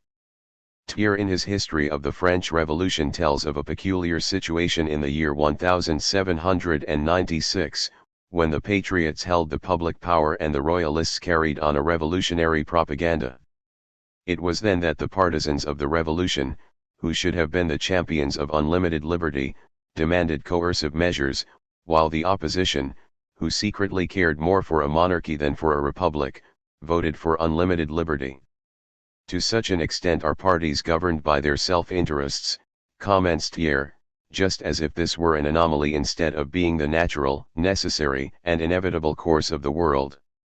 When, on the other hand, it is a question of the fundamental laws of bourgeois order, then the moral representatives of the ruling classes are egotistic enough to deny the connection of their material interests with these laws and to claim that theirs are eternal, metaphysical world laws, that the pillars of their special class rule are the eternal pillars of humanity, and that their own means alone are holy ones and their end the final end of the universe.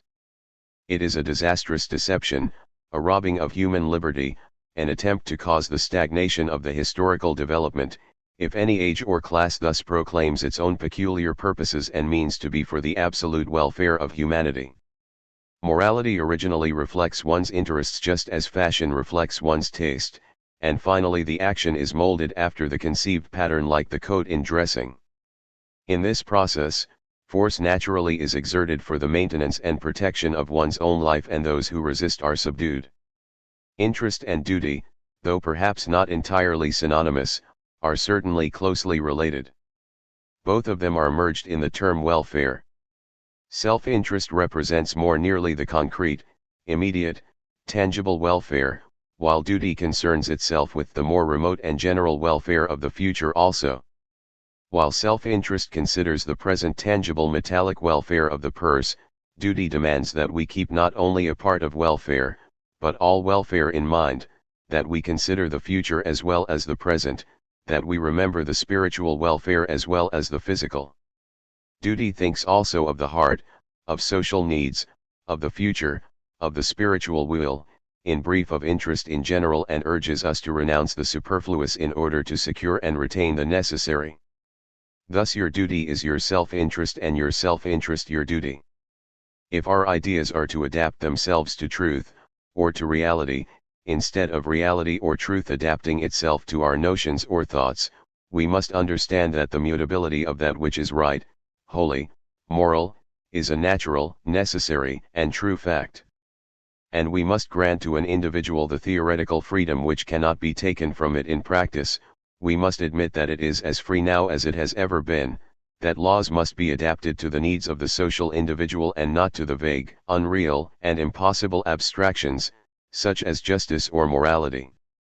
What is justice? The embodiment of all that is considered right, an individual conception, which assumes different forms in different persons. In reality only individual, definite, concrete rights exist, and man simply comes along and abstracts from them the idea of justice, just as he abstracted from different kinds of wood the conception of wood in general, or from material things the conception of matter. It is just as far from the truth, to think that material things consist of, or are by virtue of, abstract matter, although this view is widely spread, as it is to believe that the moral or bourgeois laws were derived from the idea of justice. The ethical loss caused by our realistic, or if you prefer, materialistic, conception of morality is not so great as it appears. We need not fear that through this conception social beings will become lawless cannibals or hermits.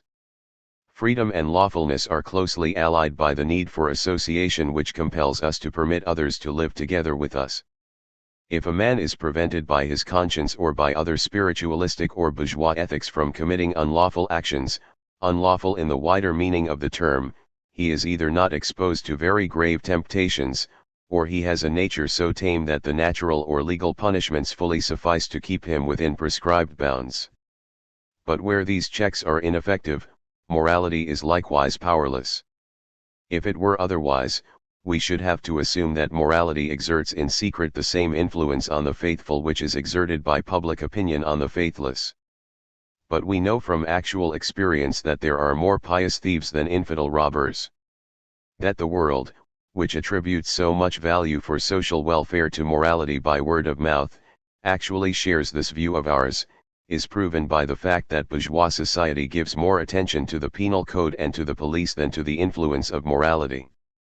Moreover, our fight is not directed against morality, not even against any special form of it, but only against the arrogance which assumes to stamp some concrete form of morality with the trademark of absolute morality. We recognize that morality is eternally sacred, in so far as it refers to considerations which a man owes to himself and to his fellow men in the interest of their common welfare. But the freedom of the individual demands that each one should be at liberty to determine the degree of consideration and the manner of giving it expression. Under these circumstances it is as inevitable that the ruling powers, classes, or majorities should enforce their special needs under the form of a prescribed right, as it is that a man's shirt should be closer to his skin than his coat.